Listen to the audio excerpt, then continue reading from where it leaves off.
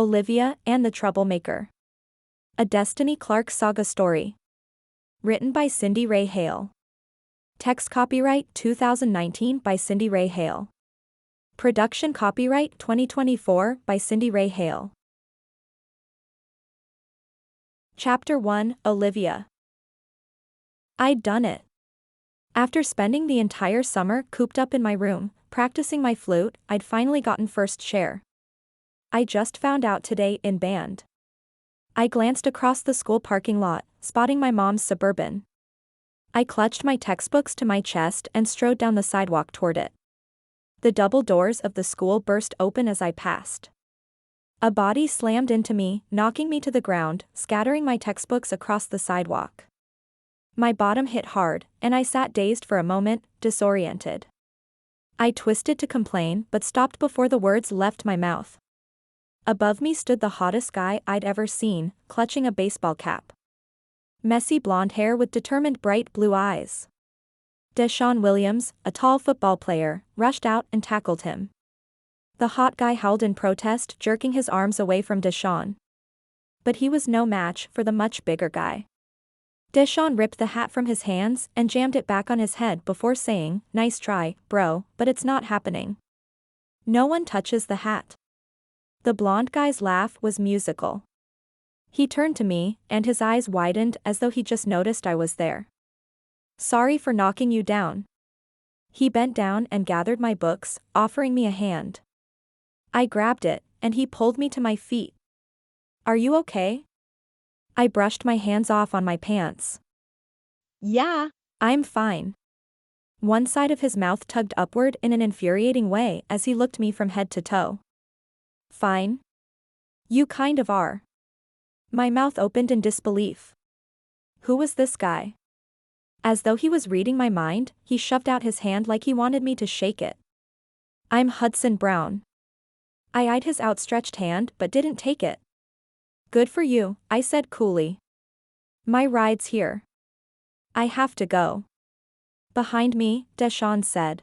"Oh, "That's gotta burn a little bit." I looked just in time to see Hudson turn his head from me, smiling.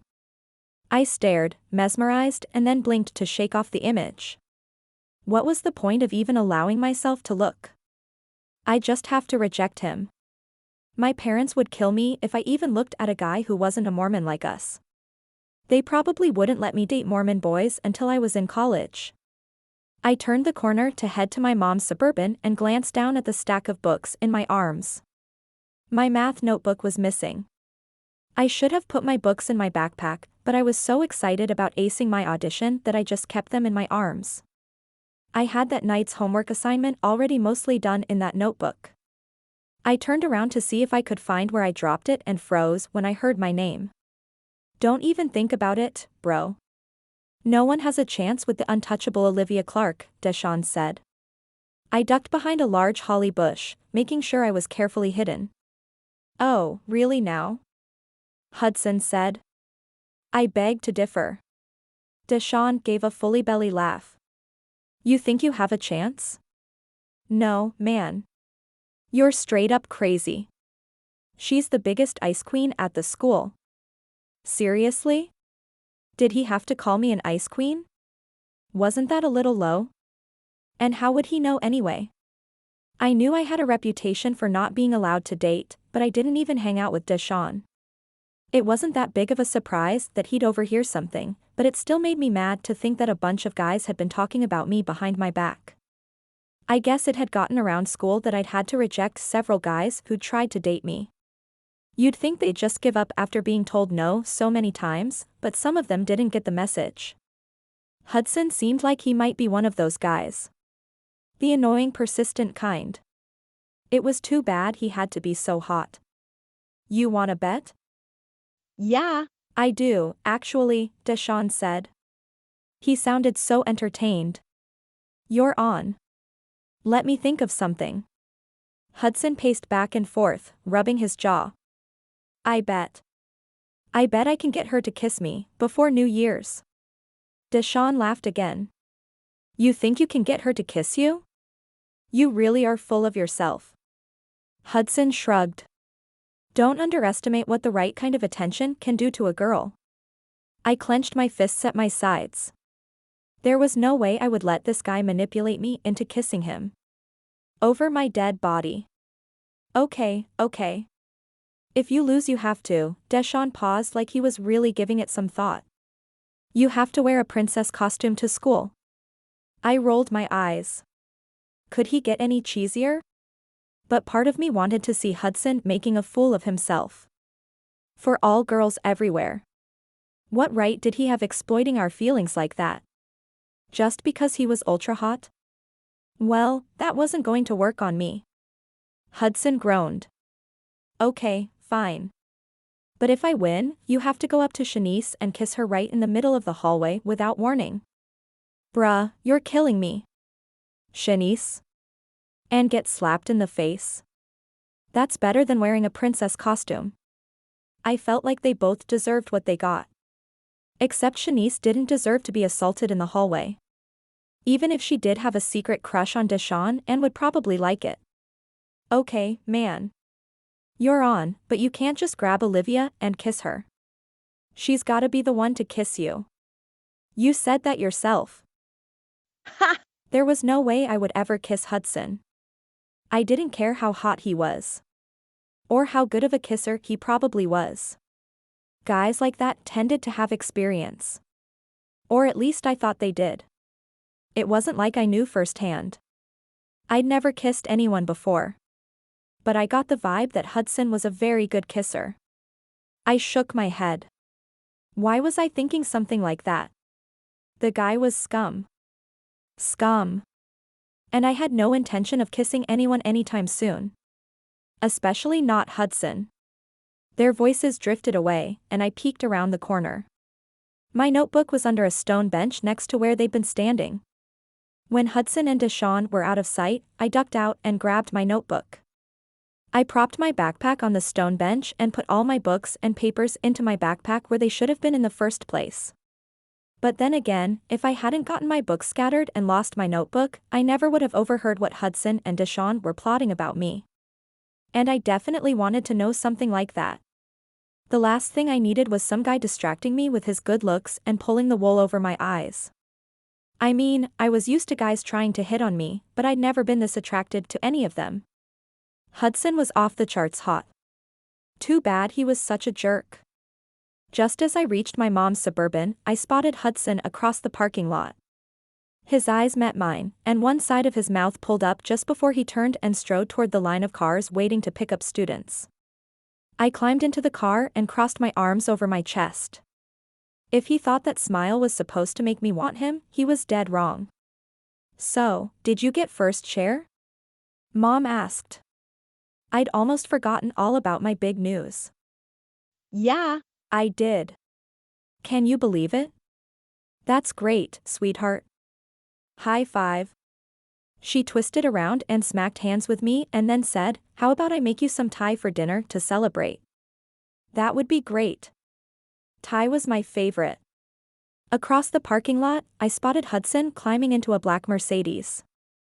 Mom eased the car into drive just as his car pulled out in front of us. The entire ride home, Mom talked about how proud she was of me. I nodded and smiled as she spoke, but kept my eyes glued to Hudson's car. Every turn we made, it turned before us, and my curiosity grew stronger the closer we got to our house. When we pulled into our long driveway, I craned my neck to see Hudson's car turning into Walnut Ridge, the neighborhood on top of the small mountain behind our property. My jaw fell open a little. Did Hudson live up there? I had to get my mind off this guy. There was no way I was letting him win that bet. That would be so humiliating. He could wear the stupid costume for all I cared. Olivia, since you got first chair, you shouldn't have to help with dinner or dishes tonight. You earned this break. Thanks, Mom.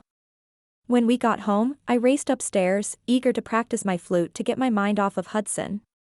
I went into the formal living room where I had my flute stand set up and played through several scales and page after page of sheet music until Mom came into the room to tell me to work on my homework. I cleaned out my flute and put all my sheet music back into my band folder. I took my flute apart and put it back into its case.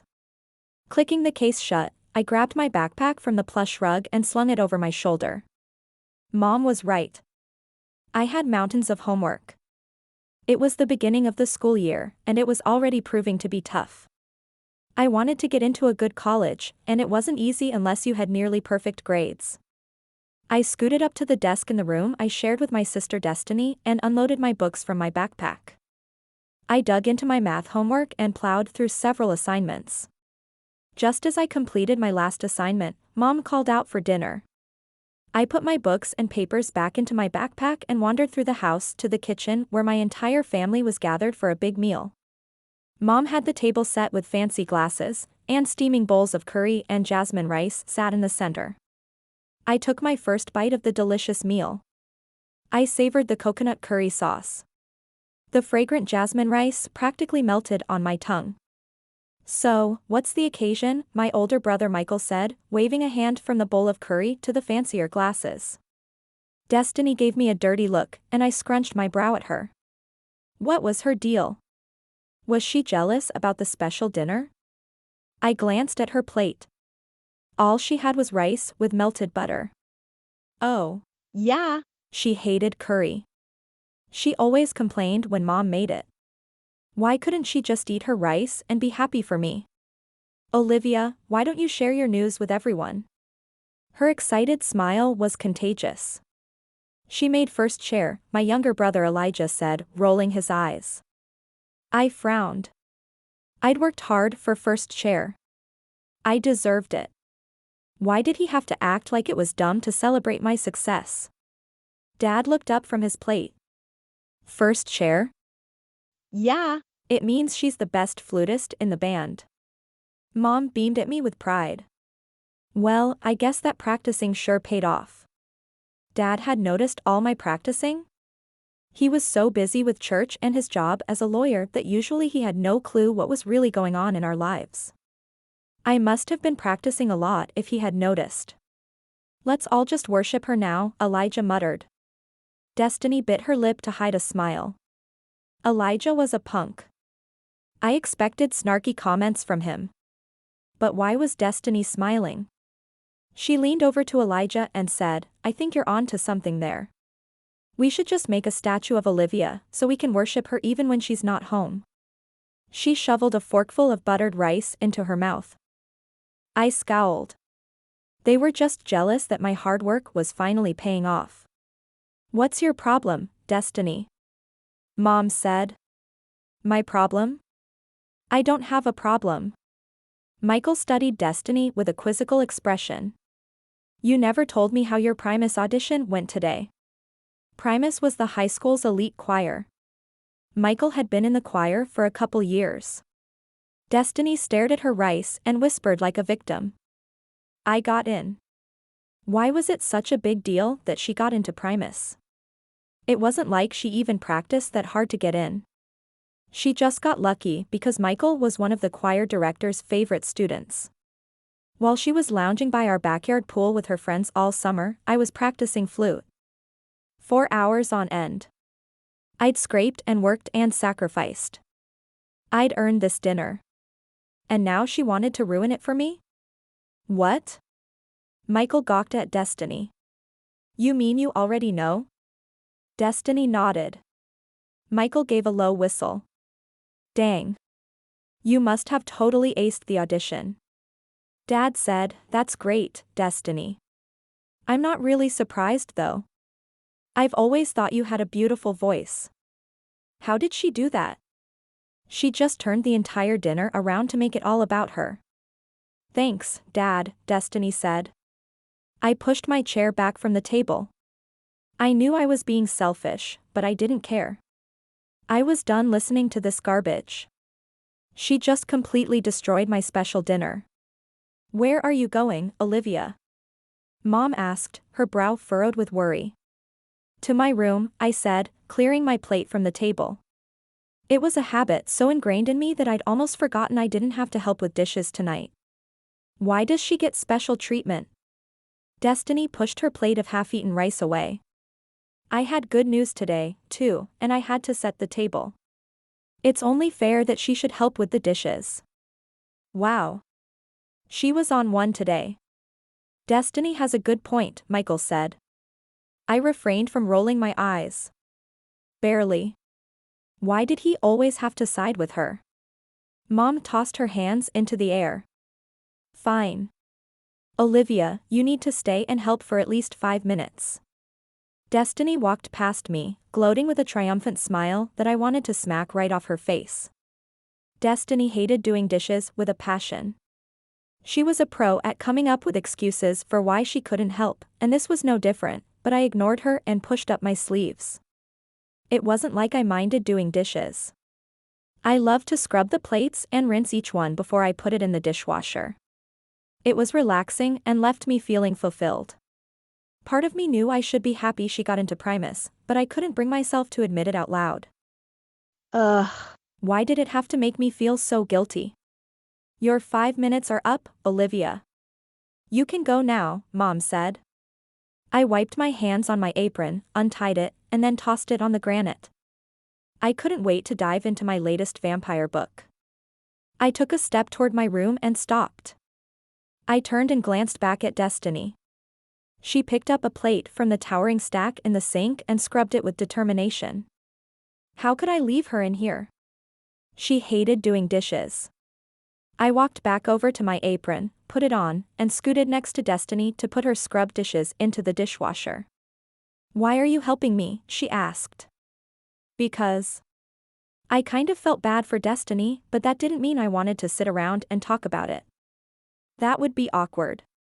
Destiny stared at me for a moment, and a small smile grew on her face. Thanks, Livy. After a few moments, she turned to me. I heard you slammed into Hudson after school today. Who told you that? My friend Hannah saw you. She said you were looking up at him like you had a big crush on him. I was not. Hey, I'm not saying whether you were or not. I'm just relaying what I heard from Hannah. Whatever. Is there a point to this story? Yeah. I'm getting to it. The point is, you should be careful around him. He has a reputation. A reputation for what? I don't know everything about him. I just know he gets in trouble at school a lot. I saw it myself. He was caught sneaking out of his cabin at the school retreat by Dr. Robinson himself. Dr. Robinson was the headmaster at our academy. And the guy was scary and strict. I shuddered to think about his wrath turned on me. I turned my thoughts back to Hudson. No need to warn me about Hudson, because I have no plan to ever associate with him again. Why did I sound like I was trying to convince myself of something?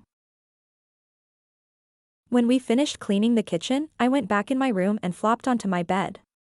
I rolled over onto my back and stared at the ceiling. It had been a great day. I still couldn't believe I'd made first chair. All that practicing. I'd sacrificed so much to be able to make it. I stayed there for a moment, savoring the feeling of success. I rolled over and picked up my vampire book from my nightstand. I leafed through until I found the spot where I'd last read. I pored over a few pages, but my mind kept drifting back to stupid Hudson. I pushed the image of his face out of my mind several times, but he kept reappearing. Finally, I put the book down and rolled over onto my belly. I scolded myself for thinking about him so much. Even if he had been a good guy with a good reputation, and hadn't made a bet about me kissing him, he would only be a distraction to me. I didn't have time for him. I had homework to do and my flute to practice. He was nothing but trouble. Big time. And that was why he kept popping into my head. I dreaded going to school the next day. The last thing I wanted was for Hudson to try to put his lame moves on me. I didn't see him until after lunch when I was at my locker, getting my books for English. He sauntered up to me like he owned the place. Hey. It's Olivia, right? I groaned and slammed my locker shut, turning to face him with my books clutched to my chest like body armor. What do you want? Whoa, easy there, sweetheart. I gave him the iciest glare I could muster up. Let's get one thing straight. I'm not your sweetheart, and I never will be. So, you don't get to ever call me that again. Got it? Hudson smiled at me, unfazed. I just stopped by to apologize for slamming into you yesterday. You already apologized yesterday, I pointed out with raised brows. Apology accepted. Have a nice life. I turned on my heel and walked down the hall. Wait, Hudson said, catching up to me. Do you want to go see a movie with me tomorrow night? I turned to him and gave him a gigantic, sweet, fake smile. Let me think about that for a minute. I tapped the side of my face like I was deep in thought. My smile faded into a death glare. No, I kept walking down the hall. Maybe another time, he called out after me. He could keep trying. But he was going to waste a lot of time and energy.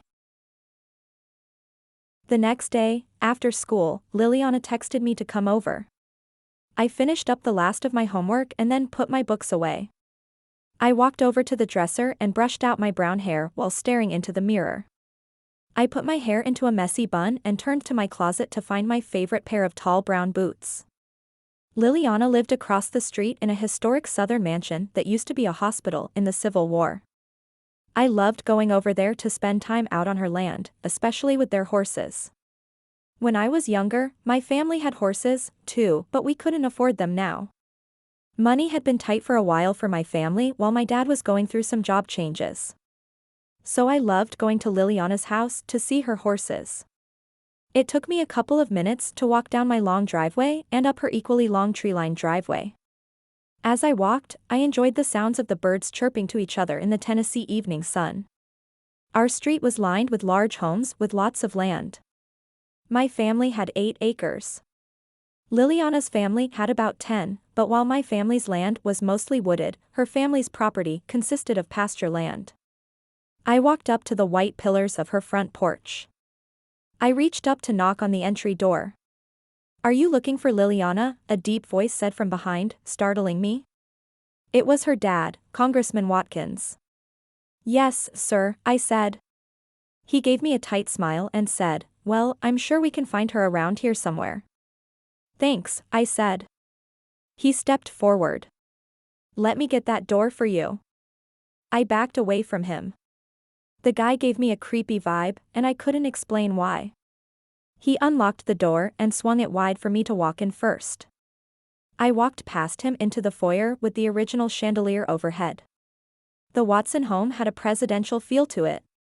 Mrs. Watkins had decorated the house with an unusual mix of relics from the Civil War era that were a nod to her husband's ancestors and Korean accents that represented her heritage. Mrs. Watkins walked from the kitchen, rubbing lotion into her hands, a light floral scent coming along with her. Liliana, she called up the staircase. Olivia's here to see you. Liliana bounded down the stairs, her jet black hair flouncing around her shoulders with a forced smile stuck on her face. Hey, Olivia. She got halfway down and then motioned for me to come upstairs with her. It's good to see you again, Mrs. Watkins called up to me as I climbed the formal staircase. You, too, I called over my shoulder, eager to get away from her as quickly as possible. The lady gave me the impression I was about to do something she disapproved of or that I was going to break something in her house. Liliana led me into her room. Once her door was closed, the mask fell from her face. My parents are driving me nuts, she hissed. She dropped onto the floral bedspread of her twin bed. Living here is torture. They want to micromanage everything I do. If I want to make my own choices, I have to keep it a secret from them. Look at this room. She gestured to the floral pattern and delicate white furniture. My mom picked it all out. I can't even stand this stuff. If I had it my way, I'd have anime posters and K-pop stars up on the wall. But Mom says it looks cheap and tacky. She pounded her fist on her mattress in frustration. I hate it so much. I'm sorry. I know it sucks. If it was up to them, every breath I took would be exactly the way they wanted. I'm sick of never having free time or the chance to go out and have fun. My parents were pretty strict, but not that over the top. They were mostly strict about me dating. I didn't mind the rules though. I would keep them even if my parents never asked. I loved following the rules. It made me feel like my life was in order, and it helped me know my place in the world. There was something about rules that kept everything simple. As long as I kept them, I never got punished, and that meant I was free. If the rules got broken, well, then things got complicated. I didn't have time for complexity in my life. And neither did Liliana. She had Harvard to worry about. You just need to get outside and get some fresh air, I said. I have to feed the horses anyway. She sighed, an irritated look crossing her features. Great. I forgot the oats need to be refilled from the garage. I can help you carry the buckets down to the barn. Really? Sure. It's no problem, I told her. And I meant it. Liliana had so much on her plate. It was the least I could do for my friend. You're seriously the best, Liliana sighed, getting up and moving to her closet. She grabbed out a pair of combat boots and sat down to shove her feet into them. You're never going to believe what happened to me at school the other day, I said, watching her lace up her boot. What? This new guy slammed into me, and then I heard him talking to his friend Deshawn about me. Deshawn called me an ice queen, and they ended up making this bet about me. Liliana rose her brow. What kind of bet? She stood, both shoes tied, and I followed her out of her room and down the stairs. I felt my face turn red as I remembered. I waited until we were in the garage to answer. I didn't want her parents to listen to what we were saying. It was an unspoken rule between us. When her parents were around, we tended to clam up about boy stuff. Liliana led me to the shelves that held the oats, and I grabbed the empty white bucket she often used. It wasn't the first time I'd helped her out with the horses, and I knew the drill. She ripped open the new bag, and I held the bucket up to the opening as Liliana began to tip the heavy bag. So, here's the deal. Hudson has to convince me to kiss him by New Year's. Are you serious? Liliana squealed, spilling the oats across the garage floor in her excitement. Like you have to make the move? Yep. She hefted the bag back up to the shelf, spilling more oats in the process. She didn't seem to notice. Is he cute, at least? I looked away, twisting the plastic grip around on the metal handle of the bucket. He's okay. Okay, so he was totally gorgeous, but Liliana didn't need to know I thought that.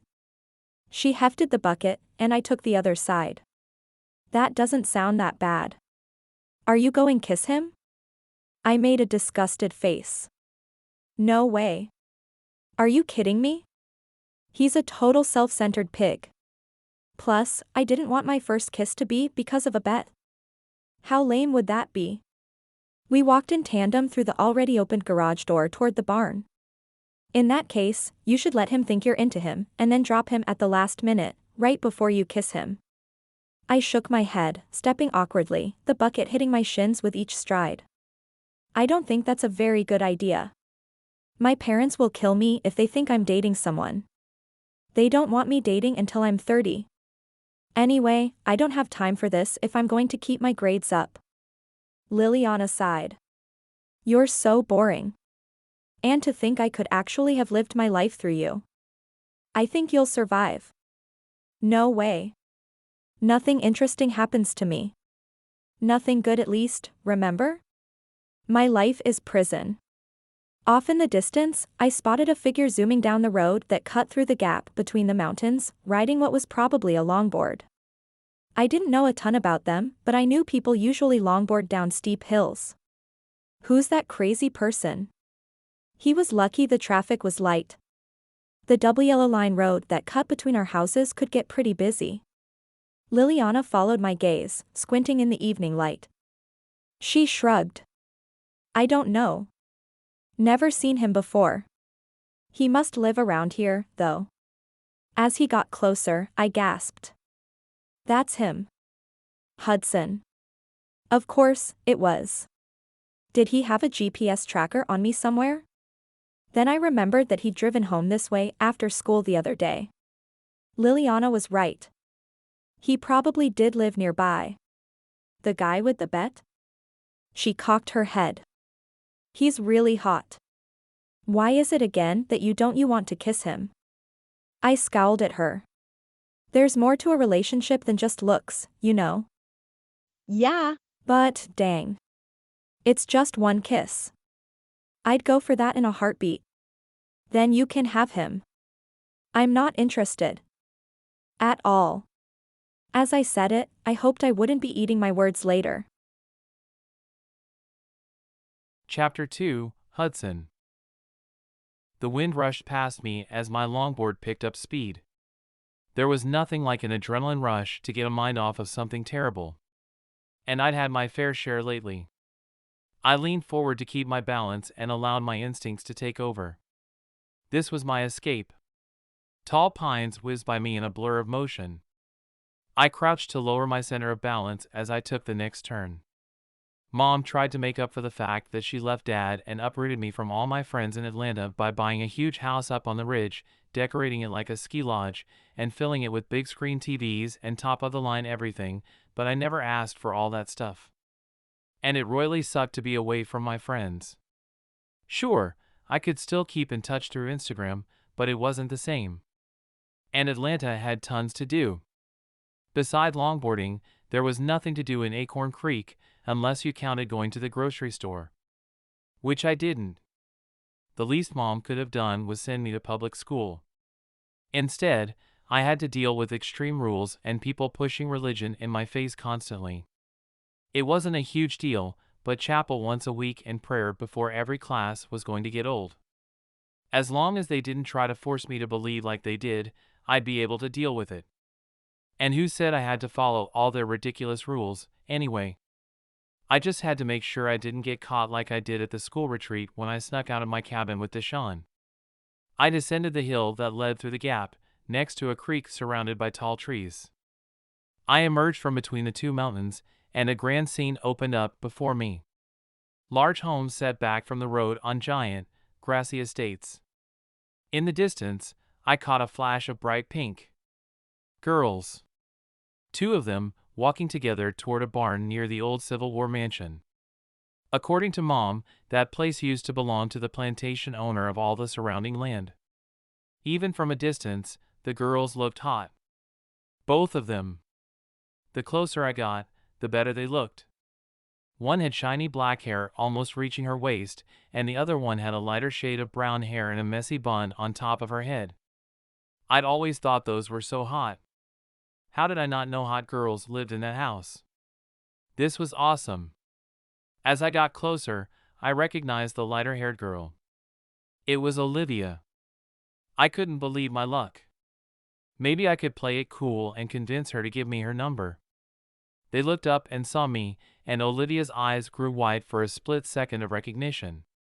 She and her friend were carrying a large bucket together, and they seemed to be struggling. I stepped off my board and propped it against the fence. I vaulted the fence and crossed the pasture toward them. The cute Asian girl dropped the bucket, forcing Olivia to drop it, too. "Would you mind giving us a hand?" she called out to me across the field.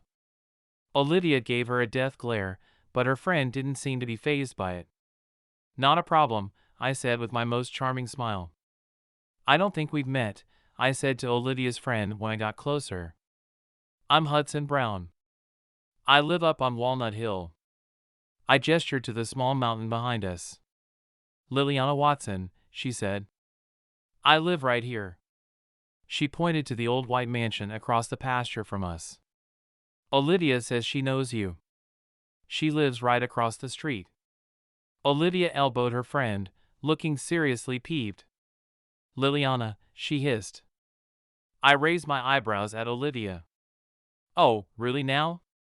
That was some very helpful information. I was beginning to like Olivia's friend already. I grabbed the bucket, which happened to be full of oats, and hauled it to the barn. The girls followed. I was surprised Olivia was following me anywhere with how icy she'd been to me, but I wasn't about to complain. "So, do you guys just keep these oats at the house or something? Don't people usually keep the oats in the barn already?" I asked. "We ran out in the barn," Liliana explained. "We had to get some from the garage."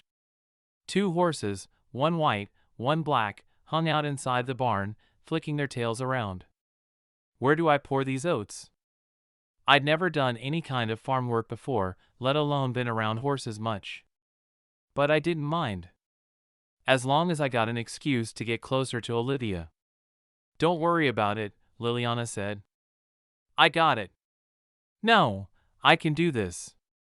Just relax, I said.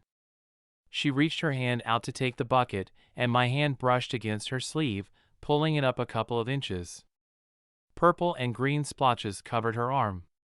She gasped and pulled her sleeve back down. Were those bruises? I asked.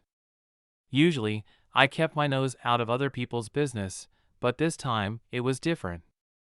Liliana was being abused. I felt it in my gut.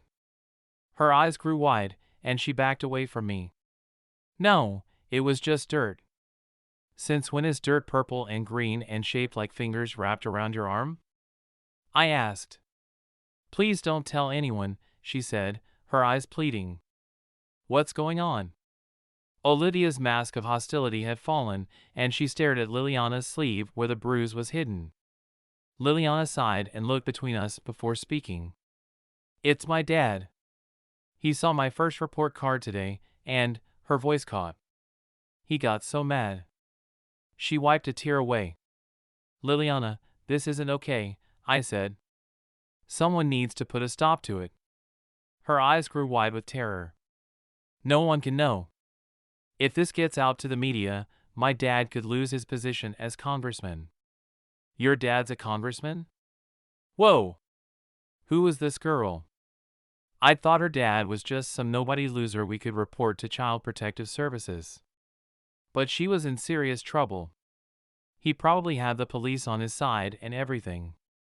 Of all people, a congressman should know better than to hurt his own kid like that. Yeah. See why we can't tell anyone? My dad's election is coming up next month. Screw the election. It's more important that you're safe. I said. Her eyes grew wide with panic. I'm safe. I promise. It doesn't even hurt that much. If you ever feel like you're scared, you should reach out to a friend. Like Olivia, or someone else you trust. I know you don't know me that well, but I'm more than willing to help you if you're scared or in trouble.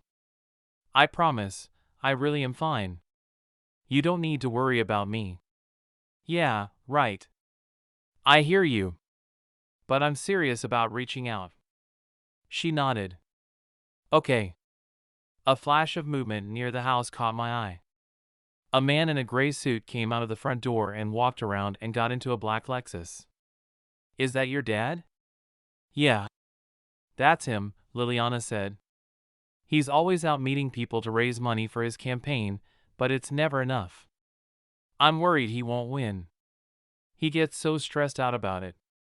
She reached to the spot where the bruises hid under her sleeve like covering it with her hand would hide it better. If this gets out, it's over for him. His name would be ruined in the political community. I scowled. He should have thought about that before he decided to hurt his kid. He's right, Olivia said with a determined set to her jaw. You should say something. Isn't there a number you could call? Like a crisis hotline? Liliana's eyes grew wide with fear. You don't understand. We could lose our house, everything. He had to mortgage our house to pay for his campaign. This house has been in our family since the Civil War. I can't have it on my conscience that I'm responsible for losing it. You wouldn't be responsible. That's totally on him, Olivia said. He's the one who decided to leave bruises on you. I nodded. You're innocent here, Liliana. She shifted uncomfortably and looked away from us like she didn't want to accept what we were saying. I had a feeling our words weren't sinking in at all. He doesn't mean to hurt me. He just gets so upset. He's under a lot of stress. I'm sure he'll get better once he wins the election. And what would happen if he didn't win? Would he take it out on her?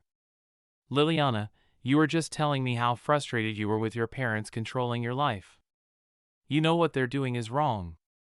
Olivia looked at her with pleading eyes. I'd never seen this version of Olivia. It was nice to see she had a soft side under her icy exterior. Liliana shook her head.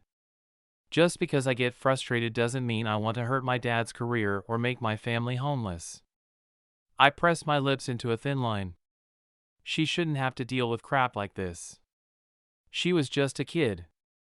She should be worried about what TV series to binge next. Not all this drama.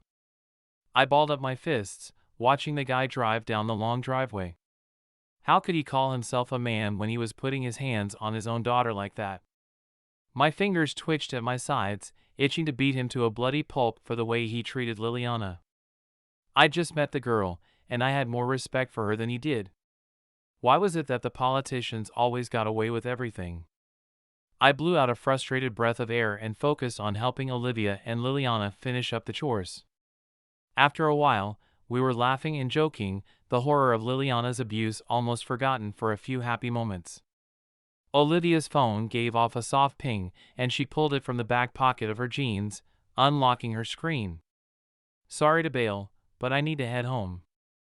I watched her tap on the screen of her unlocked phone, and an idea popped into my head. Hey, before you go, can I see your phone for a second? I asked, smoothly taking it from her hands before her screen locked back up. What are you doing? She asked, her hands on her hips. The icy exterior was back in full force. I need to fix something on your phone, I said, pulling up her text messaging. No, you don't. You can't just take my phone like that. Give it back. Now. Hang on. This will take just a second. I promise you won't regret it. I swiftly entered my phone number, sent a text to myself, and handed it back to her. There. All better now. I braced myself for a punch or a kick to the groin, but instead she smiled when she saw what I'd done. She quickly tried to cover up her smile, but I'd already seen it. Somehow, I'd broken through. And now she was toast. I couldn't keep the smile off my face as I said goodbye to the girls. I turned back home, grabbing my longboard on my way. I tucked it under my arm and walked back up the hill. There was something about Olivia. I was super drawn to her in a way that I'd never felt before. But Deshawn had said that she was an ice queen. And I'd seen my fair share of it firsthand. She'd seemed nice enough in the barn. But then again, I hadn't been hitting on her either. We'd been too focused on making sure Liliana was okay. And it seemed like she wasn't. At all. The whole thing made my head spin to think about it. I couldn't believe Liliana's dad was abusing her. What else was he doing? And how much longer would it take before he got worse? It was so frustrating that Liliana wouldn't do anything to stand up for herself. I wished I could talk some sense into her. At least Olivia understood. When I got home, I was physically and emotionally exhausted. I crashed on the couch and picked up the remote. At this point, all I wanted to do was veg out and forget about abusive dads with helpless teenage girls. I scrolled through the Netflix menu, looking for something to watch. I pulled up my latest binge and darted into the kitchen to pop a bag of popcorn in the microwave while the show started up. I watched the first few minutes from the kitchen and then dumped the popcorn into a bowl. I hated reaching into the bag and getting my hand all greasy. I settled into a corner of the couch and blissfully zoned out, shoving handful after handful of popcorn into my mouth. I got through a few episodes before my mom finally came home from work. She came into the room from the kitchen. Hey, baby. How was your day? I almost laughed. It was the craziest day I'd had in a while. I'd been more than happy to forget about my discovery in the Watson's barn. But Mom had enough on her plate. She didn't need to worry about me, too. It was fine. She yawned. That's great. I'm glad you had a good day. Well, I'm exhausted. I almost closed the Baylor deal, but I have to get up early tomorrow for another meeting before we can seal the deal. She dug a fast food bag from her oversized designer purse and threw it on the top of our overflowing trash can. I thought I told you to take out the trash this morning. What have you been doing all day? I sighed. Oh, yeah.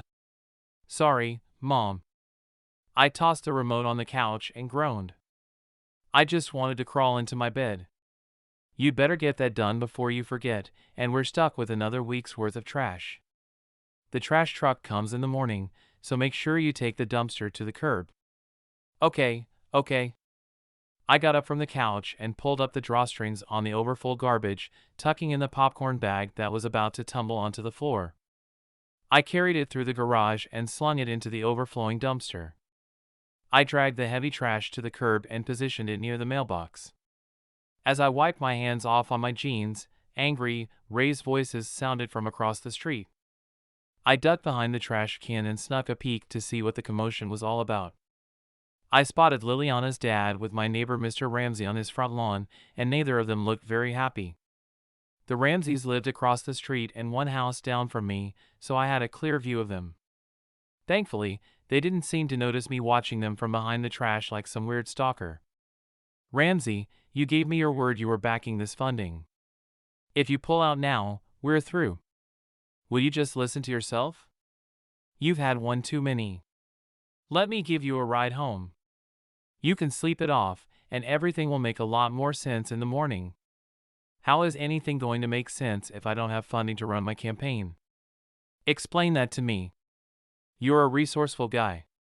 I'm sure you'll figure it out. Figure it out? Congressman Watkins bellowed. He stumbled to his car and swung open the driver's side door. Forget it, Ramsey. You've shown me today that I can't trust you anymore. His words shook with hurt and anger. You're not safe to drive. What do you think you're doing? It's perfectly safe, he slurred. It takes a lot more liquor than that to make me drunk. He climbed behind the wheel and slammed the door. He backed out of the Ramseys' driveway like a madman before peeling off down the street. He was headed home to Liliana, drunk and in a rage. It looked like he'd just lost a great deal of money and possibly a close friend all at once. Who knew what he would do to her once he got there? I had to make sure she was safe.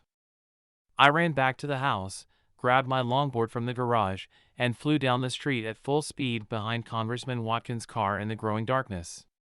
When I neared the spot where I'd first seen Liliana and Olivia by the barn, I slowed to a stop and stashed my board in some bushes. The congressman's car was already in the garage. I raced through the pasture and looped around toward the back of the house.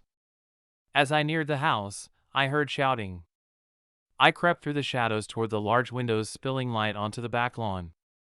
One of the windows was cracked open, probably to let in the cooler October evening air. As I approached, I caught a clear view of Liliana and her dad standing against the window in a family room. I crouched behind some bushes that bordered a patio area set up with lounge chairs and a built-in brick barbecue grill. From my new position, I had a clear view of the scene playing. A nearby vine-covered trellis would be easy to step behind in case someone came out the back door.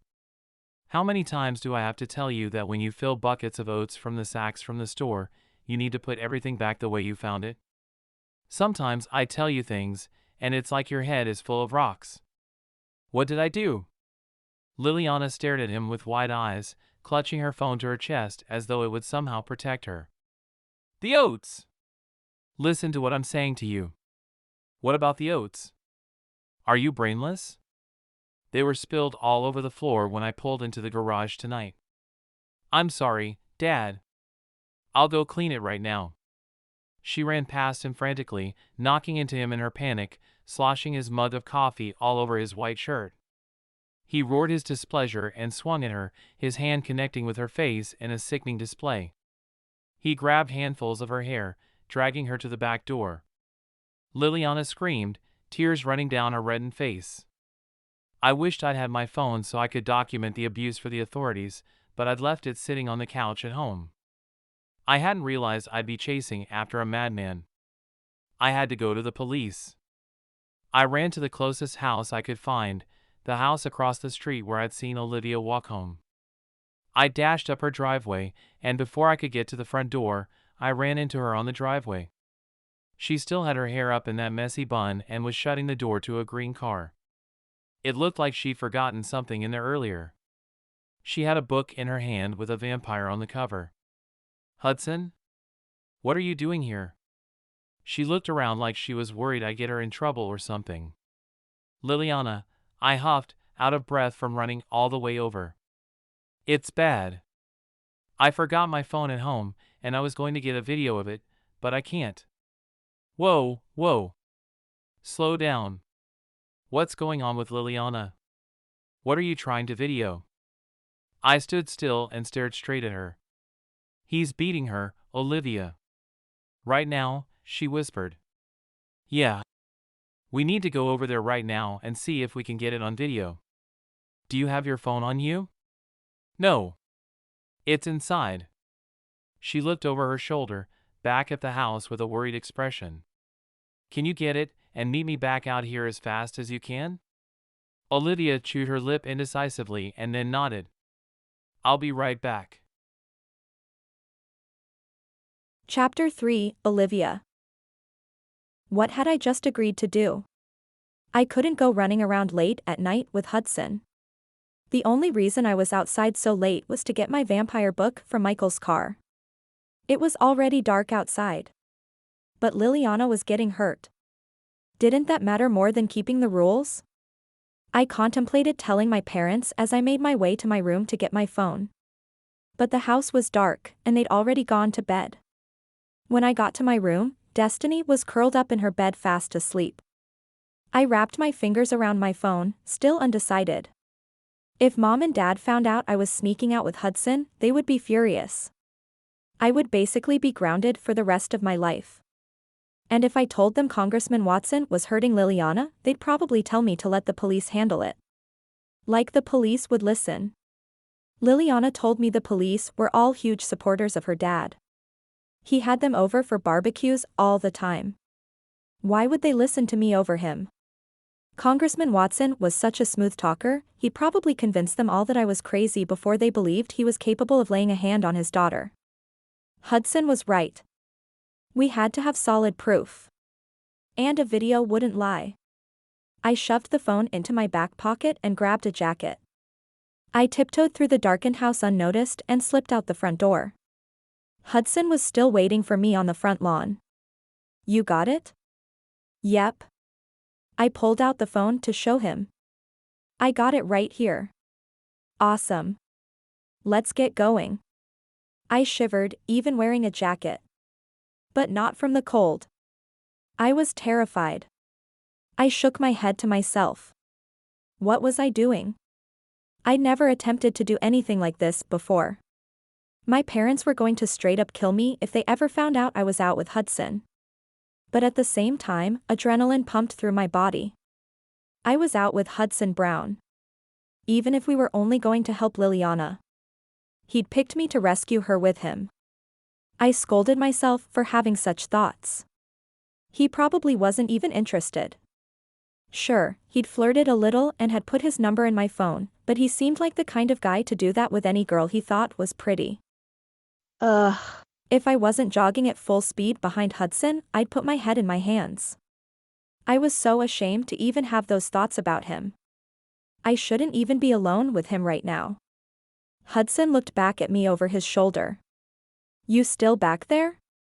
I picked up my pace to catch up to him. Sorry to leave you in my dust like that. I got a little carried away trying to hurry. It's okay. I get it. After that, Hudson kept his pace slower to match mine. When we got to the house, it was dark. We slowed to a walk before stopping. I glanced up at the darkened windows. Do you think she's okay? I asked. Hudson shook his head. No, she's not okay, at all. What did you see? It was bad. He was super drunk, and he hit her hard. My stomach turned to think about what Liliana had just gone through. Hudson led me around the house to the backyard. This is where I saw her get hurt, he said, pointing to the family room window. I can't believe I forgot my phone. He groaned. Stupid, he muttered under his breath. And now we had a phone but nothing to video. It looks like they've all gone to bed, I said. Yeah. Looks that way. What should we do? I asked. I knew I should go back to bed before someone found out I was missing, but as much as I didn't want to admit it, part of me was enjoying spending time with Hudson. Hudson rubbed his jaw, staring at the house in the darkness. We need to catch him in the act. How can we do that if they're asleep? We'll have to come back. But how can we know when he's going to get mad again? I asked. Hudson furrowed his brow as he considered my question. We can find out more about his campaign schedule. He probably has information on his website. He's most likely to get mad when he's really stressed out. So we'll come back after he has a big event where he's been drinking or after he has a heavy loss. How do you know all this stuff? I asked. Hudson grinned. I watch a lot of cop shows. I rolled my eyes. How did I let him drag me into this? So what? We're going to have stakeouts or something? His face lit up. Exactly. And how are we supposed to keep from getting caught? We'll go at night. And there's a treehouse in the back corner of the yard we can use. I snorted. Liliana and I used to play in that treehouse all the time when we were little. I couldn't imagine conducting stakeouts back there with Hudson on a regular basis. What? He asked in mock defense. You want me to squish up in that treehouse with you? You're out of your mind. It's only until we catch him in the act. Who knows? That could be tomorrow. Plus, I'm not so bad. He sniffed his armpit. I don't even stink. I promise. I ignored his last comment and tried not to imagine what he smelled like, because it was probably really nice. I bit my lip and fought back the blush creeping across my cheeks. Hopefully, it was too dark for him to see how red I was turning. I shook my head. No way. It could be months of that nonsense. He shrugged. Suit yourself. I'll be here as much as I can after nightfall. But then I thought about Liliana. What if Hudson fell asleep out here because he was so bored from sitting alone? Fine. I'm in. But we can't tell anyone. My parents would never be on board with the idea. Why not? I think they'd assume something else was really going on. I fought off the redness creeping across my cheeks again. A huge smile stretched over Hudson's face. Something else? I don't want to talk about it. I couldn't fight the smile trying to break loose. Ugh. Why was I smiling? That would only encourage him. And he definitely didn't need any more encouragement. The guy was cocky enough as it was. Why not? Are you scared? He teased. So help me, if he tried to touch me, I was going to smack him across the face. Hudson seemed to get the message because he didn't try anything, but he kept his cocky grin plastered over his face. He laughed and said, Come on, let's get you home. Get me home. Yeah. You think I'm going to let you walk home in the dark by yourself?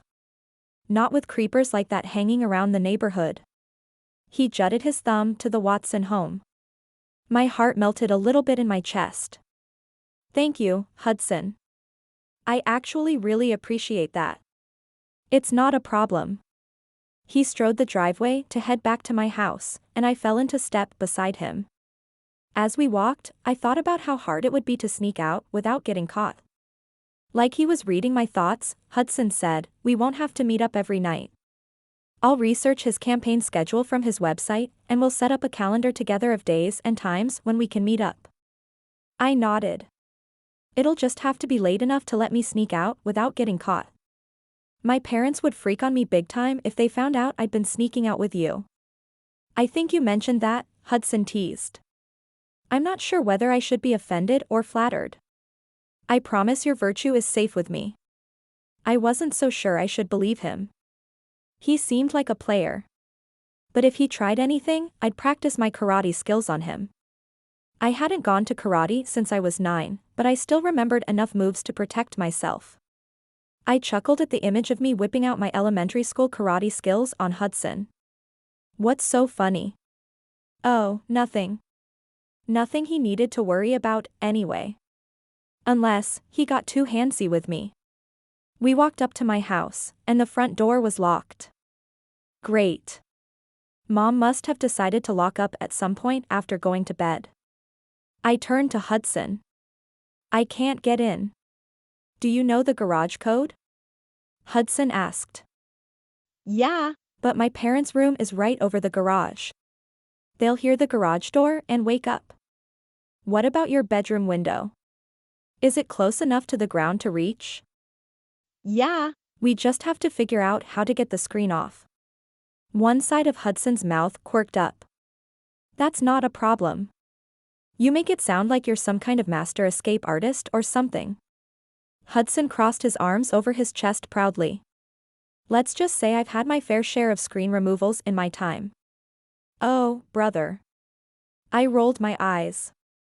You must really think you're something. Come on. Let's find that screen. Oh, I know what you're doing here. You just want to find out where my bedroom window is. How else am I supposed to find you? Gee, maybe you could try texting? We both know you have my number after your grand gesture of putting your number in my phone and texting yourself. Real smooth. Let me tell you. Oh, you don't have to worry about that. I'll be texting you plenty, Hudson said with a wide smile. Great. Now you're going to turn into a stalker. Hudson shrugged. I'm pretty sure it doesn't count when you're responding. yeah, Responding with a stay away, or I'll call the cops. I couldn't hold back my silliness, and a small giggle escaped. Hudson grinned. You're going to have me busting up on your front lawn if you don't stop. And then you're going to get caught. I mean, it's your parents in there. My mom doesn't care what I do. I sobered up. She doesn't? That wasn't funny at all. Not really. She didn't even get home from work until about 10 tonight. What? I exclaimed. Who fed you dinner? I couldn't imagine my mom working, let alone working long hours like that. My dad didn't even work that late.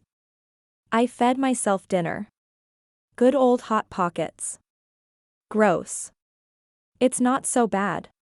Sometimes I just order takeout. My family doesn't have money for takeout, I blurted. Why was I telling Hudson about our financial situation? He didn't need to worry about us. We have money. Just not a lot of family around. And we were just the opposite. A huge family and homemade food, but not enough money for eating out or fancy vacations. I loved my family, but they sure could get on my nerves sometimes. Especially Destiny and Elijah. Destiny got away with everything, and Elijah was just a punk. But as much as they got on my nerves, I couldn't imagine my life without them. Or worse yet. One of them getting hurt like Liliana. How many people do you have in your family? Hudson asked. There are 7 of us, including my parents. Michael is the oldest. Then there's Destiny. I know Destiny. I met her at the school retreat, and now we have a few classes together. She's pretty cool. I mean, I guess, I trailed off. Destiny and I had really been butting heads lately. She'd been a major pain in the you-know-what. Anyway, who comes next? Hudson asked. I paused for a second, caught off guard. Hudson actually seemed genuinely interested in learning about my family. I furrowed my brow. That didn't fit in with the self-centered bad boy image I'd conjured up in my mind. Next comes me. Then Elijah. And Brianna's the baby. She's 8. Your family sounds great. I always wished I could have brothers and sisters. Really? I would have thought you were enjoying the life of being an only child. No way. Hudson grinned.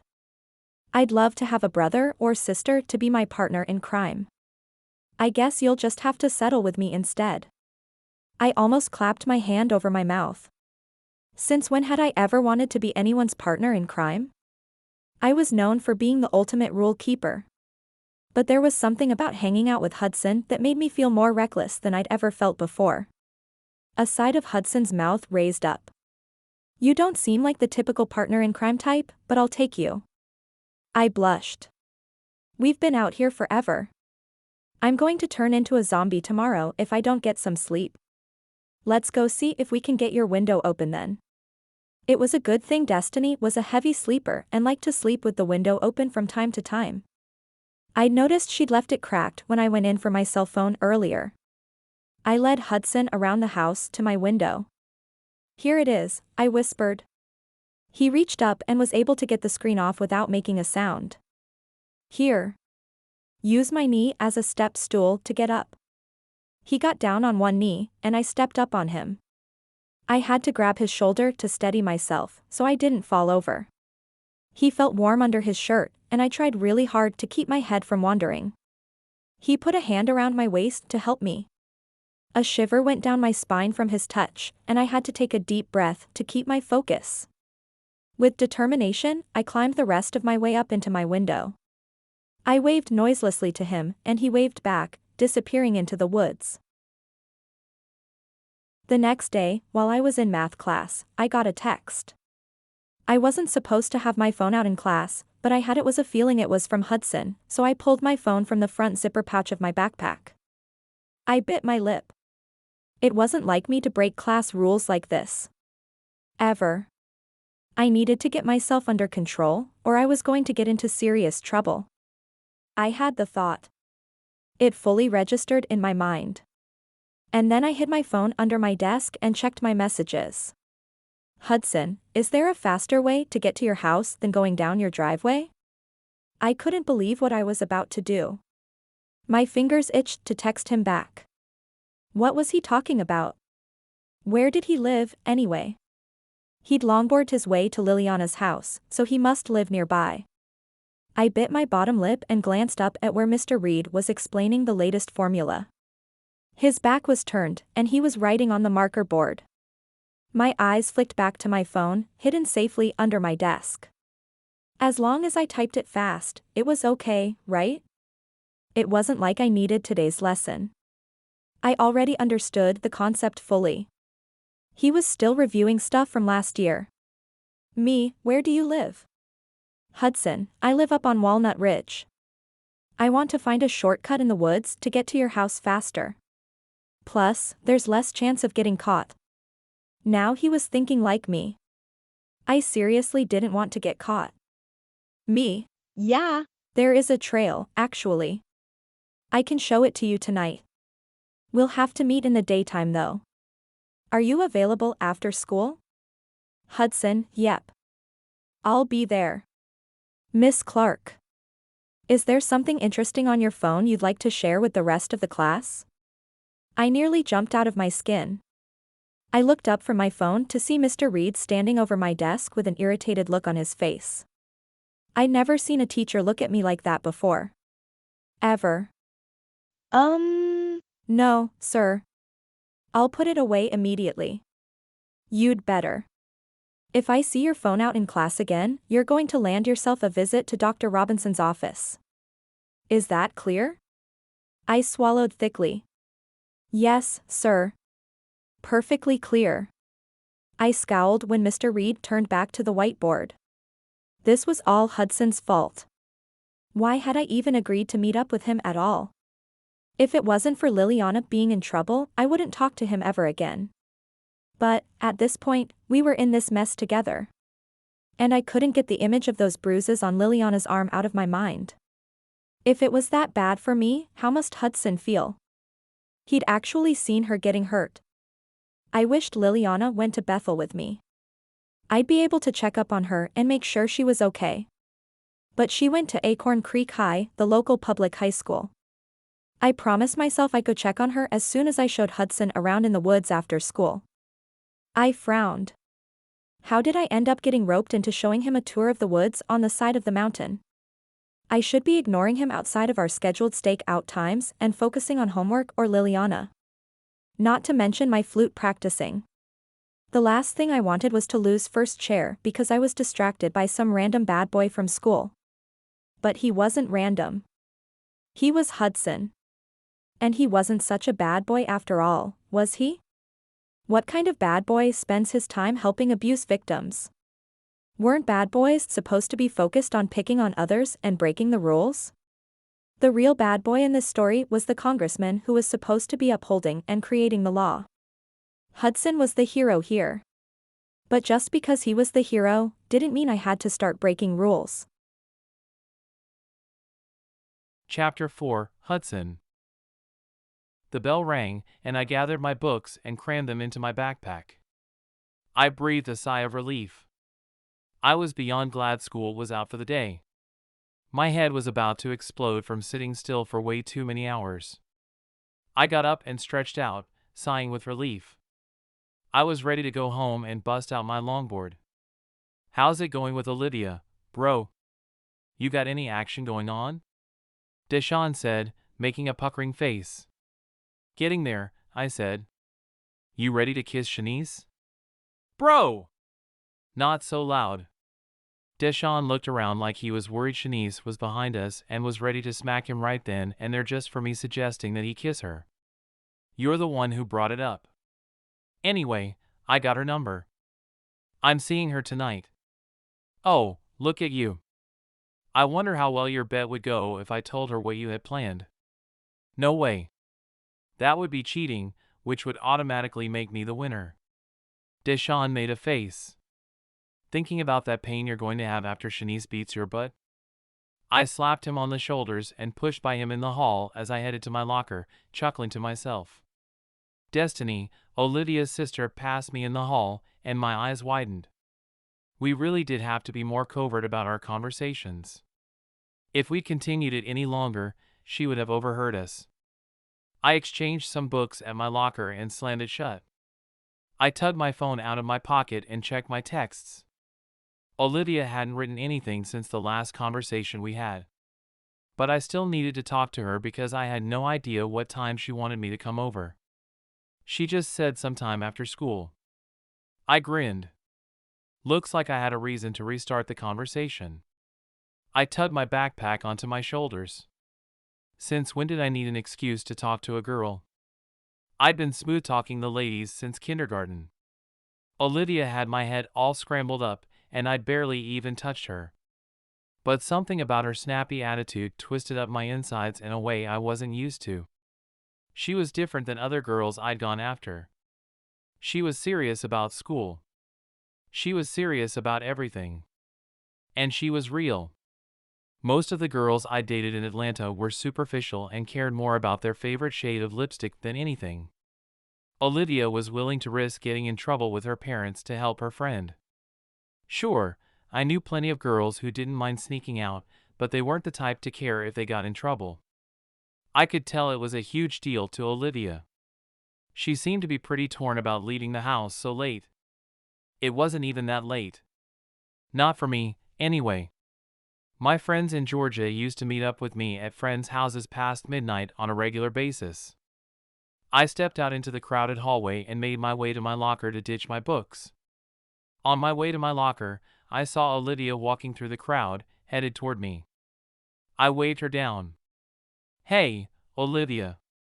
Her eyes got huge when she saw me, but she stopped when she got to me, glancing around nervously like she was meeting up with me about illegal activity or something.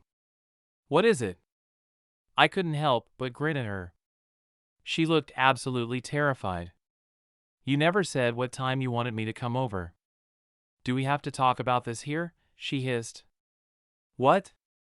I shrugged. "It's not like anyone here cares." "Are you kidding me? Everyone here knows my family." She dropped her voice to a low whisper, her eyes darting around. "Just text me about it, and we'll talk later. I have to go." She pushed past me and disappeared around the corner. I smiled after her, holding back a full-belly laugh. She really was that scared of getting caught hanging out with me. I didn't know what to make of it, but it definitely made me want to see her more. Especially at school. I pulled my phone from my pocket, right where I stood in the hallway, and sent her a text. "Me, is this better?" Before I could put my phone back in my pocket, she responded. "Olivia, yes. Much better." "Me, what's the big deal anyway? Who cares if someone tells your family we're planning to hang out after school?" "Olivia, it's complicated." I don't want my parents grilling me. Me, what's the complication? I like you. You like me. It sounds pretty simple to me. I wished I'd been able to see her face reading that last text. Olivia, who said I like you? Me, that would be me. I can just tell. In all honesty, I couldn't tell. I had a suspicion, but I found it tended to speed things up when I cleared the air with a girl. Olivia, you obviously don't know anything. And you can't take a hint. I don't like you. When had she even dropped a hint? Me, believe me. I know plenty. For good measure, I sent her a winky face. Olivia, you're infuriating. Me, I'll take that as a compliment. Olivia, whatever. Just meet me at my house, outside my window at 4:30. Me, cool. See you then. I dropped my phone into my back pocket, thinking the conversation was over, and my phone buzzed again. Olivia, I'm only showing you this trail because it makes it harder for my family to see you. We need to lay some ground rules. 1. Don't come to my window without letting me know first. I share a room with my sister, and I don't want her to know we're meeting up.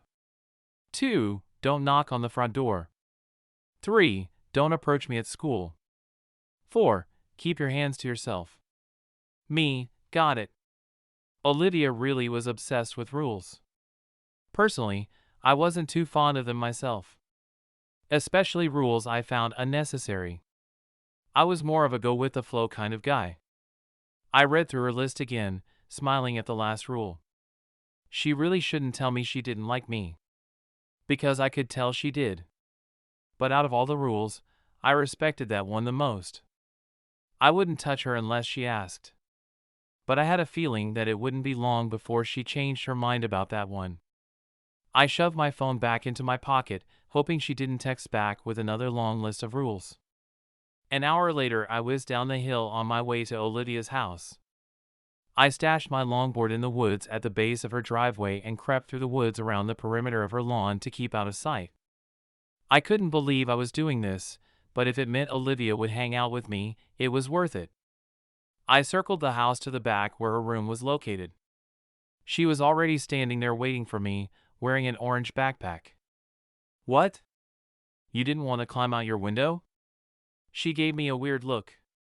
Why would I do that when I can just walk out of the house? I shrugged. Let's go. She said it like she wanted to get the whole ordeal over with and get rid of me as soon as possible. I racked my brain to think of a way to get her to lower her defenses. She led me straight into the woods to a tiny trail that looked like she'd forged herself through the trees. There was only enough space to walk single file, and I had to push branches out of my face to keep them from slapping me as Olivia walked through them. I hope you put on bug spray, Olivia said from over her shoulder. Nope. Should I have? Nah, it's no big deal, unless you don't enjoy picking seed ticks from your nether regions. I cringed. That didn't sound good. You don't happen to have any bug spray in that backpack, do you? She turned around to face me on the narrow trail and slid off her pack. She unzipped the big pouch and tossed me a can of heavy-duty bug spray that looked like it was made for serious hunters. I grabbed the can and sprayed it all over myself, which wasn't easy considering all the branches scratching me as I moved around. But the idea of being covered in bugs freaked me out. I finished up and tossed the can back to her. So what are seed ticks? She put the spray back into her backpack. They're like regular ticks, only about the size of the tip of a ballpoint pen. If you don't put on bug spray, they'll crawl up your legs and swarm you. They like to settle in all the dark warm places on your body, like around your waistband, your armpits, and other places. That's really disgusting. If I was going to be meeting up with Olivia in the woods, it sounded like I needed to buy my own bottle of spray. Olivia started heading up the hill, and we joined another trail. This one was bigger and was lined with rocks. The trail zigzagged up the mountain with switchbacks with an occasional stone bench at certain points in the trail. This is pretty cool. Did you guys make this? One of our neighbors did. But they let us use the trail whenever we want. Do you hike this trail a lot? Olivia shook her head. My brother and sister do. I'm not really the outdoorsy one in the family. They're the ones always out playing paintball. They play paintball? That sounds really cool. I mean, I guess. If you like feeling pain for no reason. I tried it once, and those bullets hurt. Never again. I laughed. She really was on one today.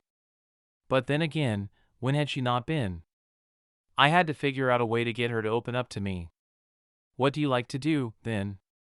She turned and studied me. Why do you want to know? If we're going to be spending all this time together, we might as well get to know each other. Her shoulders relaxed. I guess you're right. Let's see. I like to play flute. I like to read. Cool. I like music, too, I joked. I sing with the radio all the time. And I'm constantly reading stuff. Like text messages, signs on the road, labels on candy wrappers. Olivia giggled. Score. Apparently, my cheesy jokes were working on her. What's your favorite candy? She asked. Reese's Pieces. Hands down. Yum. Those are good. I like Skittles. We'll have to bring Reese's Pieces and Skittles to our stakeouts. Sounds like a plan, she said. Favorite movie? I asked. Twilight. I groaned. You're kidding, right? Nope. I admit, the book is better than the movie, but I'm kind of vampire obsessed.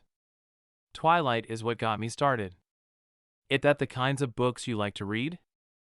I'd remembered seeing her getting a vampire book out of her brother's car the other night. Mostly. I like Regency romance, too. What's Regency romance? It's Jane Austen type stuff. Who's Jane Austen? You don't know who Jane Austen is? She said it like I'd been hiding under a rock my entire life. Nope. Should I? She's only one of the most famous authors of all time. You've never heard of Pride and Prejudice? No. Sense and Sensibility? Not ringing a bell. You're missing out. Big time. Somehow, I wasn't so sure I was missing out, but I saw an opportunity to soften Olivia up a bit. I'll have to check it out. What's your favorite movie? Back to the Future. All three. Those are great movies. Which one do you like the best? The second one, I said. I love the way he sees himself and the storylines are all twisted around each other. Yes. That's what I was going to say. I know exactly what you mean about the twisted storylines. The second one is by far the best. Favorite fast food place? I asked. That's a hard one. I don't eat a lot of fast food. You don't? I pretty much live off of takeout. Olivia shook her head. Remember? We talked about this. Yeah, I remember. We'll have to change that for you. I'll bring you some fast food for our stakeouts. With the Reese's and Skittles? Yup. It's not like we'll have a lot else to do. We won't really be able to use our phones because of the light they'll give off. Except for when we're filming, Olivia said. Yeah. Except for then. Olivia fell silent for a moment, and I wondered what she was thinking.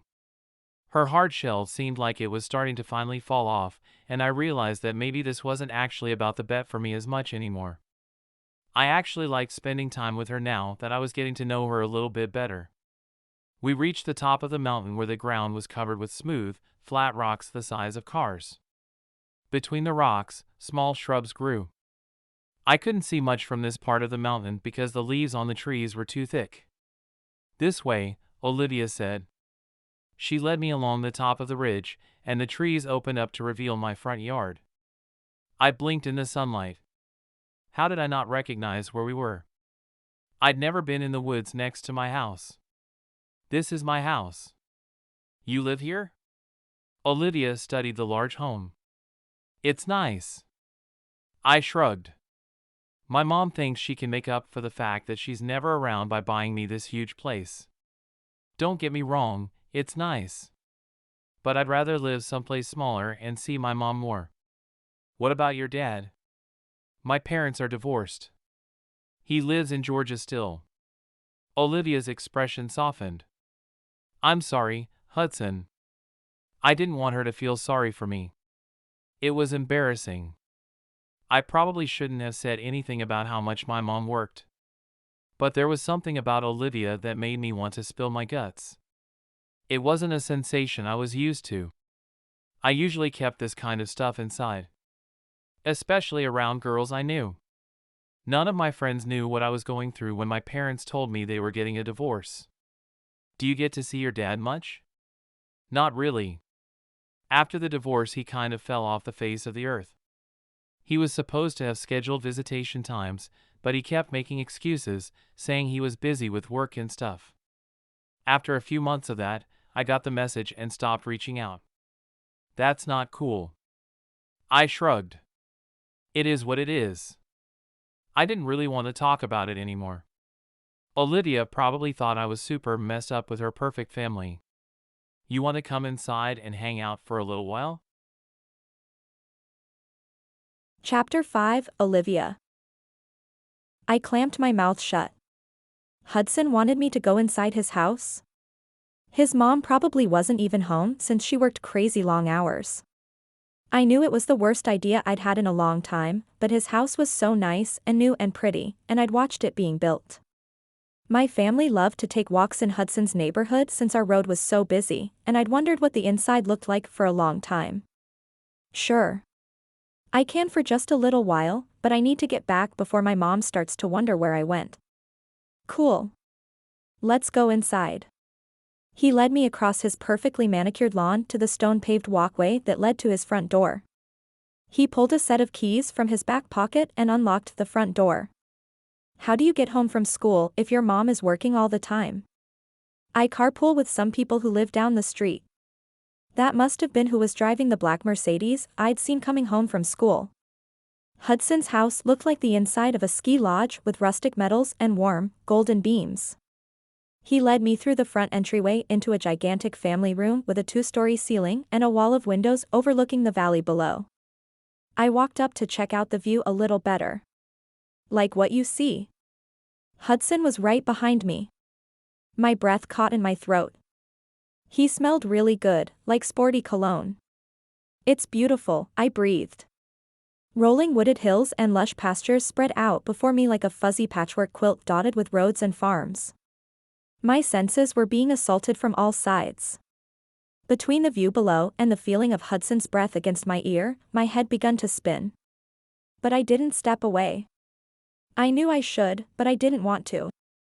I liked the way it felt, being this close to Hudson, and I wanted to know more. I turned to face him. He reached up and brushed back a piece of hair that had escaped from my messy bun. His fingers left a trail of electricity along my skin, and I stared into his bright blue eyes, mesmerized. I had the sudden urge to know what his hair felt like beneath my fingers. Hudson stared at my mouth and leaned toward me. My breath caught. He was going to kiss me. I could feel it. His phone rang in his back pocket.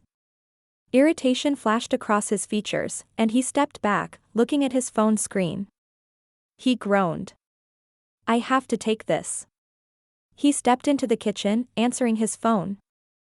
Yeah. Mom. I'm home. Yes. I walked the neighbor's dog already. It's all good. Yep. I'm still planning to get homework done. He paced back and forth in his kitchen as the conversation droned on. I turned back to the windows before me. How could I have let Hudson almost kiss me? Then I remembered the stupid bet and felt my entire face heat up. He was probably waiting for me to kiss him. And I'd almost fallen for it. Stupid. Stupid. I clenched my fists. I had to get out of there before I lost control again. I grabbed my backpack from the couch and slipped it back on. Hudson must have noticed because he ended the call and shoved his phone back in his pocket. Are you leaving? Yeah. I need to get home. I walked brusquely toward the front door. But you just got here. He followed after me. Yeah, But I forgot a science assignment that I still need to get finished, and I haven't practiced my flute yet today. I rattled the excuses off my tongue. They weren't excuses of really, because I actually needed to get that stuff done. But somehow it still felt like I was running away. Because I was. I needed to get to the safety of my books and my flute. The stability they offered. I was teetering on the edge, and I was about to fall off into the dark abyss. I crossed Hudson's front lawn, and he fell into step beside me. What are you doing? I asked. I'm walking you home. I don't need to be walked home. I know the way just fine. But I don't. I'm not going to be able to find my way down in the dark. Especially since I've only been up the trail once. Plus, I left my board down there. I stashed it in the woods next to your house. Of course, he did. Fine. Let's go. Why did I let him get under my skin like that? I tried so hard to keep him out. He was nothing but trouble, and I didn't have time for troublemakers in my life. I set forward at a steady pace, leaving Hudson in my dust. He rushed up beside me. What's your deal? He asked. I don't know what you mean. Why are you so determined to get rid of me? I stopped and spun around to look at him. But he was closer than I realized. My heart rate picked up. I hated the effect he had on me. Why did his blue eyes have to pierce me like that? And that stupid piece of hair that fell down onto his forehead. Because I like you, Hudson. And I don't want to. My eyes bulged. When did my mouth get a mind of its own? Hudson stared at me for a long while. Then he smiled. But it wasn't the annoying half smile he used a lot. It was more genuine. A smile of understanding.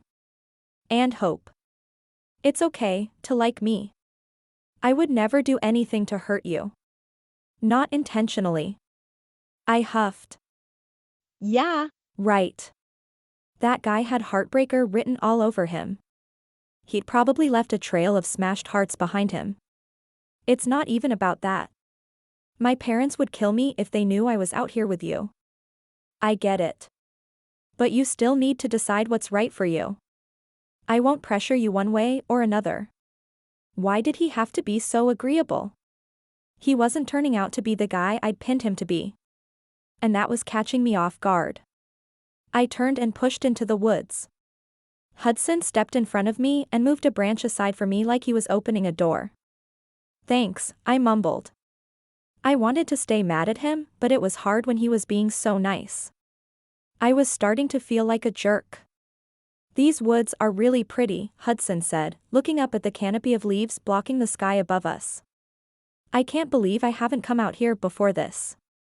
How long have you lived here? I asked. Only a few months. We moved in last summer. Where did you move from? Atlanta. Like in the city? Or the suburbs? Right in the city. Know where Buckhead is? I shook my head. It sounded familiar, but I couldn't remember where it was. It's just north of downtown. That sounds pretty different from here. It's really different. I'm having a hard time getting used to how quiet it is here. We have the same trees and rolling hills in Atlanta, but the houses are much closer together and the traffic is nuts.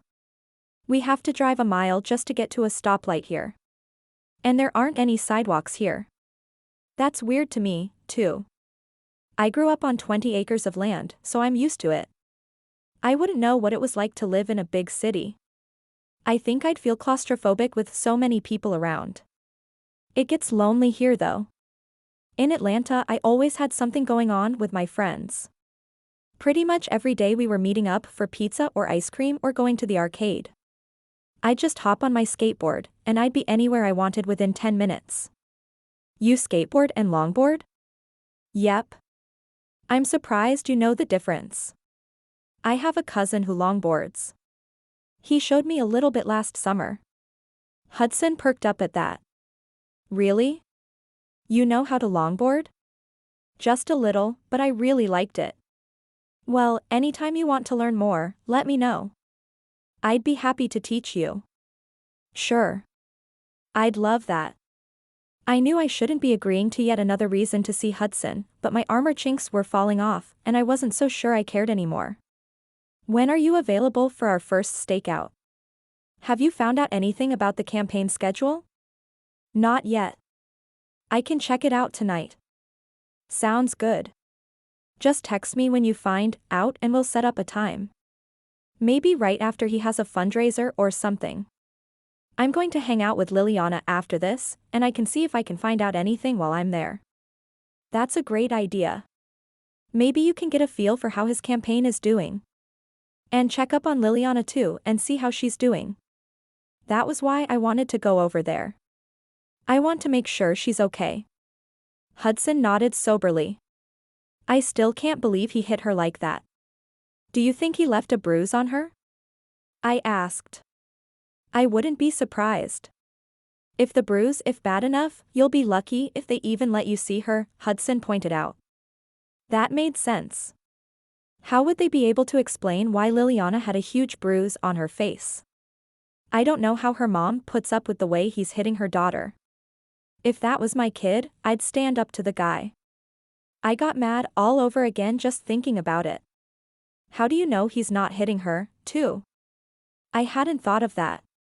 Mrs. Watson didn't seem like the kind of woman to let a man abuse her, but you never knew what people were hiding behind closed doors.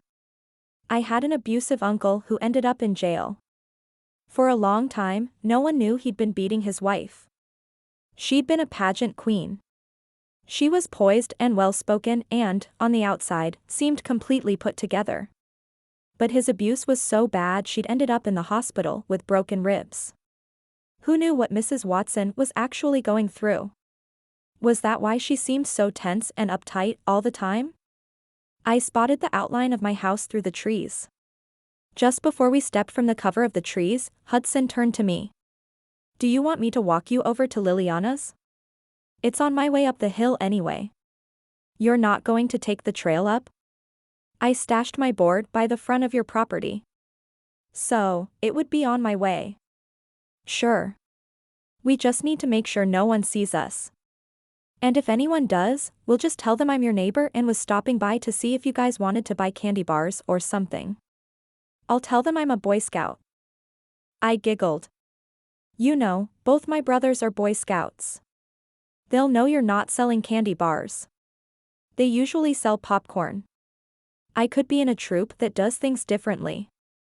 They wouldn't think I was lying. Would you? I honestly didn't know. I didn't have much practice lying. I was too busy following the rules. And I always assumed that if I lied, they'd be able to see right through me.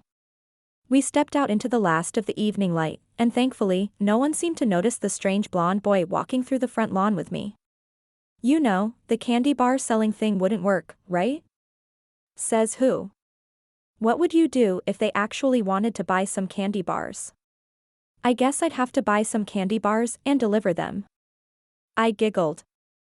Maybe we need to find a better excuse for you to be here all the time. Why is that? Are you planning on having me here more often? Maybe I was. I wanted to tell him that. But instead, I stammered, no. I mean in case they find you with me, meeting up for a stakeout or something. Oh, right. Was it just me, or did Hudson sound disappointed? But if you wanted to hang out more, I'd be okay with that. How was my mouth saying those words? But it was true. Maybe just not at my house. We could meet up at my place.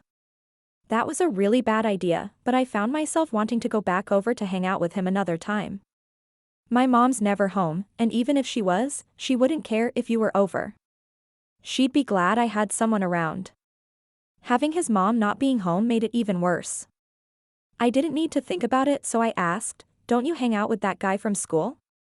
Deshaun? Not really. We talk at school and stuff, but he's never come over. Why not? Hudson was quiet for a minute. He led me to the spot in the woods where he'd left his longboard. He didn't pick it up.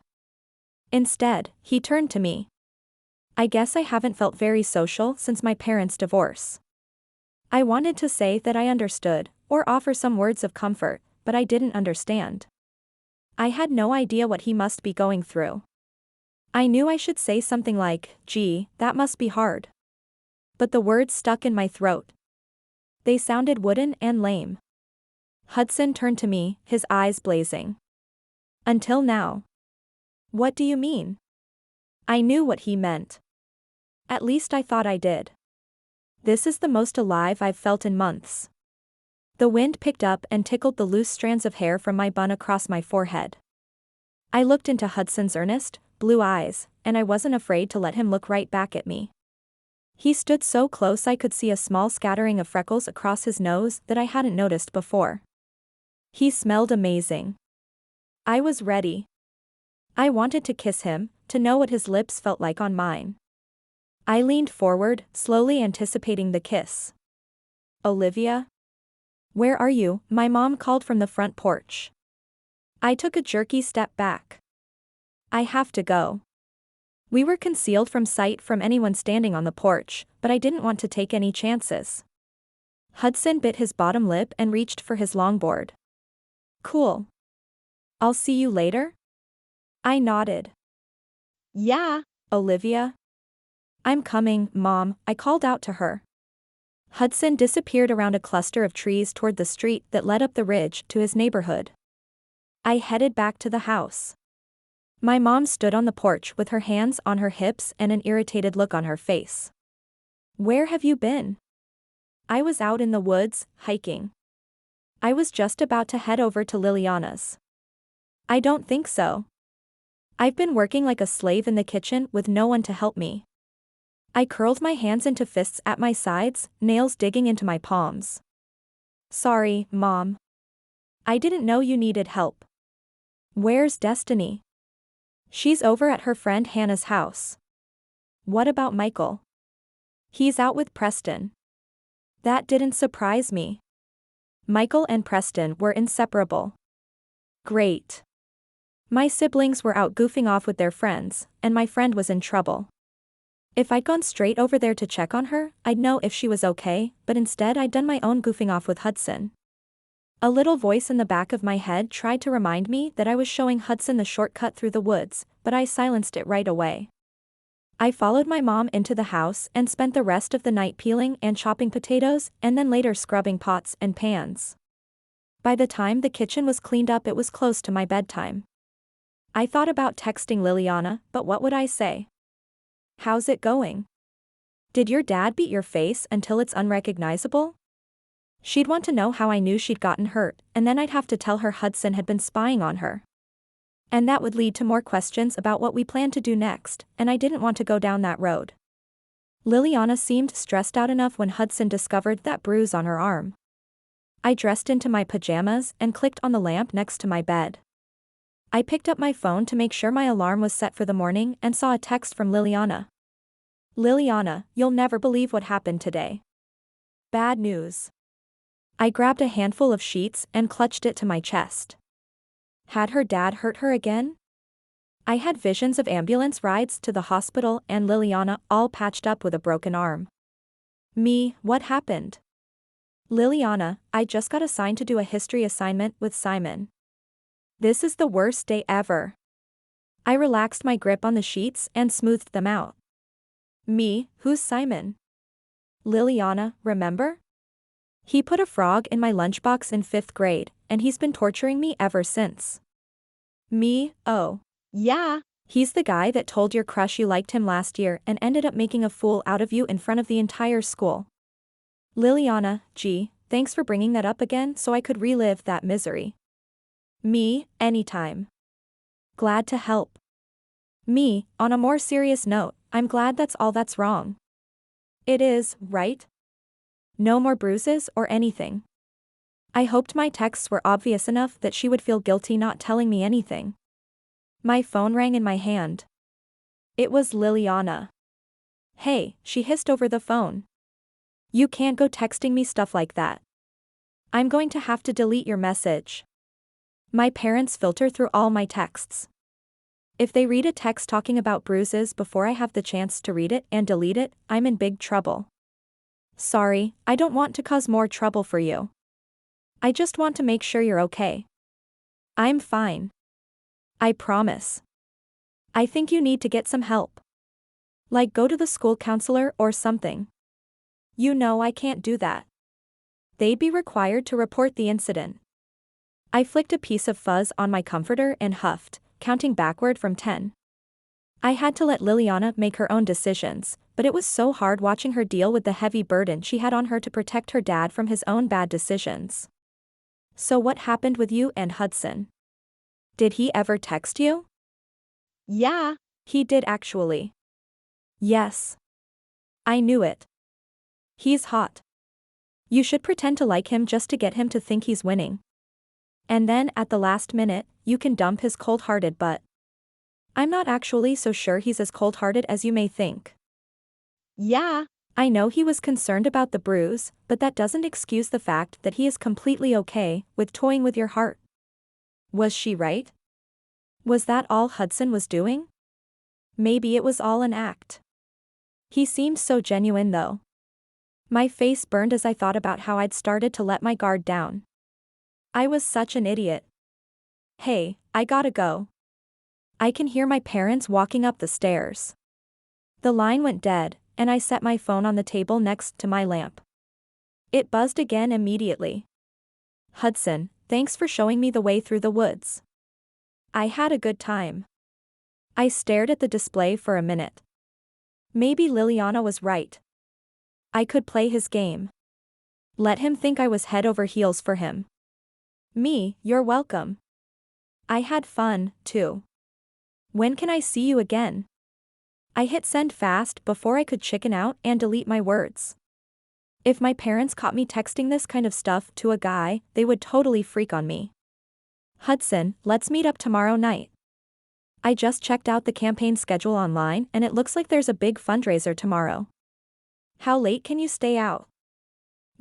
As late as we want. My parents won't know I'm gone if we leave after they go to bed.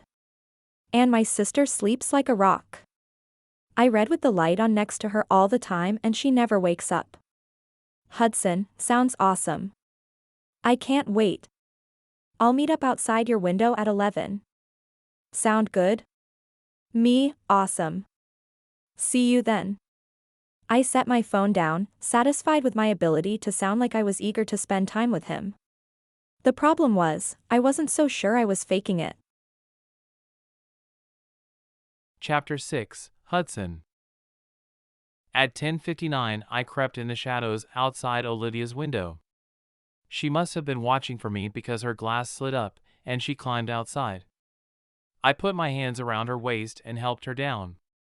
She felt tiny under my hands, and I felt a strong urge to protect her. I put her down gently. As I did, the wind picked up, blowing through her hair, and I caught a scent of fruity shampoo. She usually had her hair up, but tonight it was long and loose, and I had the urge to run my fingers through it.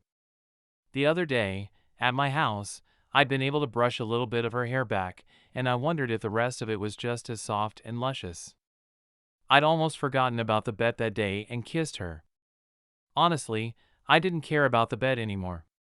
It was a dumb idea to begin with, and I shouldn't have even said anything to Deshaun about it.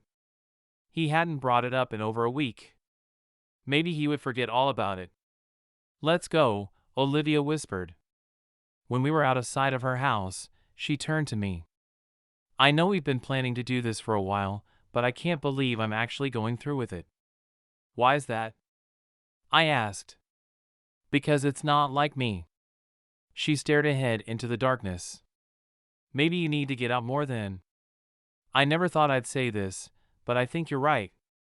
On an impulse, I reached down and took Olivia's hand in mine. Her fingers stiffened at first in surprise and then relaxed, curling around mine. Her hand felt great in mine, like it belonged there. I'd held hands with dozens of girls before. Why did it feel like this was my first time? I hoped she never found out about the bet. She'd be so hurt and furious. I honestly felt bad for using Olivia as some sort of challenge like that. She deserved to be treated better. She deserved the very best. And I was determined to show her that I wasn't the bad guy she seemed to think I was. And catching Congressman Watson was a good way to show that to her. We crossed the street, still holding hands in the night. Other than a few lights on houses in the distance, the road was covered in shadows. No moon was out, and the overcast sky blocked out any stars we normally would have seen. Olivia shivered. "Are you cold?" I asked, glancing at the thin jacket she wore. She nodded. "Here." I untangled our fingers and took off my leather jacket. I draped it around her shoulders. "Thanks." She wiggled her arms into the sleeves and wrapped the jacket around her tighter. She reached out and put her hand back in mine again. My heart warmed in my chest for this girl, and it terrified me. At first, she'd been someone to conquest, but now she was something more. I hadn't expected that. I'd only wanted to prove to myself that I could get her to kiss me. Were we getting ourselves in too deep? I wasn't ready to let someone into my heart after what happened with my dad leaving. He barely called, let alone visited, and I wasn't sure I wanted to set myself up for that kind of heartbreak again. Because that was what people did to me when I let them get close. They always left. Even my mom left in her own way. Every day she chose extra hours at the office instead of spending her evenings with me. I tried to play it off like it didn't matter, but deep down I just wanted my mom to show she cared about spending time with me. But like my dad, although it wasn't as severe, she'd checked out. It was like I was cursed. I let go of Olivia's hand. Maybe we needed to cool things off for a while. We circled the Watsons' home, and I led Olivia to the treehouse in the backyard. She climbed up the wooden ladder first, and I followed. I removed my backpack and took out 2 thermoses and a blanket. I figured it would get cold, so I came prepared. "What's in there?" she asked. "Hot chocolate." "Awesome." Olivia took one of the thermoses and unscrewed the cap, taking a sip. I spread the blanket over our laps to block out the cold. I was glad I'd brought it since I'd given my jacket to Olivia. I was freezing. Especially now that we weren't moving around anymore. I reached into the bottom of my backpack and brought out 2 bags of candy. "You remembered." Olivia squealed as she grabbed the Reese's Pieces and Skittles. "Yup. You can't have a stakeout without the good stuff." We watched the house for the next 10 minutes. The upstairs bedroom light was on, as well as a light in the kitchen, but we couldn't see anyone moving around in either of the rooms. I pulled my phone out just in case someone decided to make a move. Olivia munched on the Skittles, and I reached into the Reese's Pieces and grabbed a handful, shoving the entire bunch into my mouth at once. I was glad I'd brought the candy to distract myself, because it was getting harder by the second to keep from running my hands through Olivia's hair or taking her hand back and stroking her soft skin. 15 more minutes passed, and I was about to lose my mind. Just as I contemplated giving up and taking Olivia home, headlight beams blinked through the trees that lined the long driveway. The lights through the garage windows lit as the garage door went up. I could see the congressman's car pulling inside. "Do you think Liliana's still awake?" "It's almost midnight," I said. "Probably.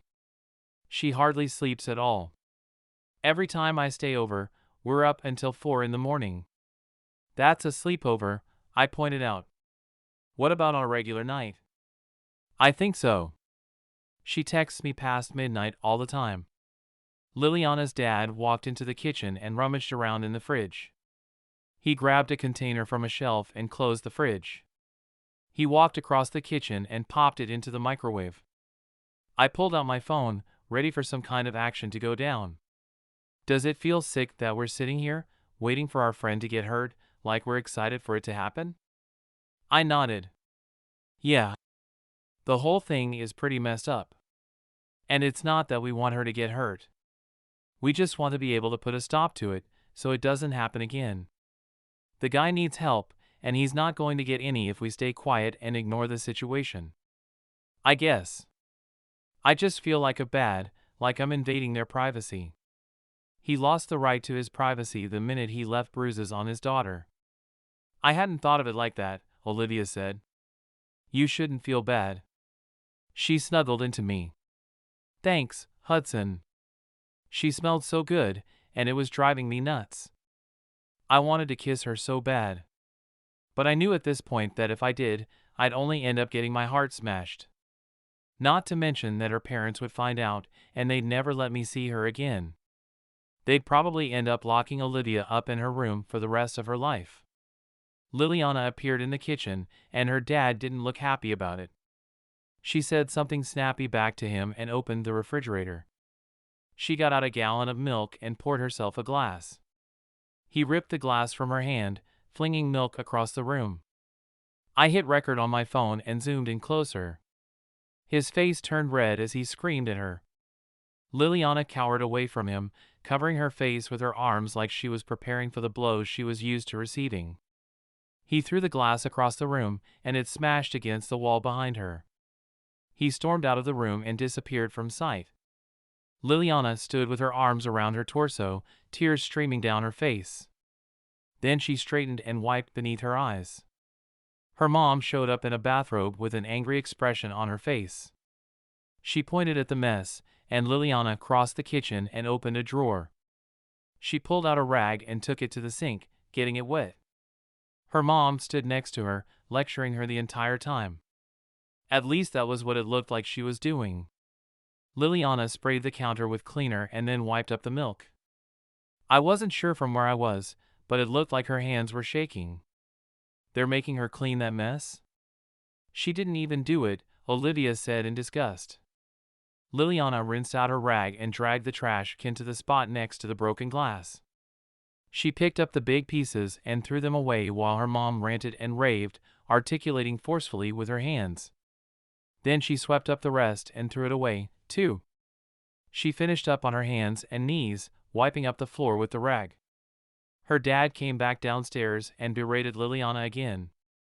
Olivia reached out and gripped my elbow, her breath sucking inaudibly. I clenched my phone tighter and braced myself for more violence. Liliana threw her hands out to her sides like she was trying to defend herself. She pushed past her dad to go up the stairs, but he grabbed her arm and jerked her back to face him. Liliana whipped around, losing her balance from the force of his swing. She fell onto the floor, but he kept his grasp firm on her arm. She got back up, shaking him off of her, but he didn't let go. Instead, he got into her face and yelled so loud we could hear it out where we were sitting. Go to bed now and don't talk back to me again. I've had enough of your attitude. He let go of her arm, and she disappeared from sight toward the front of the house. Were you able to catch that? Olivia said. The sound? Yeah. The sound. I'm not sure if the phone could pick it up. I'll have to check it after we leave.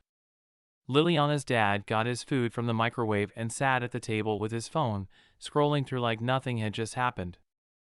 I had to fight the urge to climb down from the treehouse and go inside to beat the living snot out of that guy for the way he touched Liliana.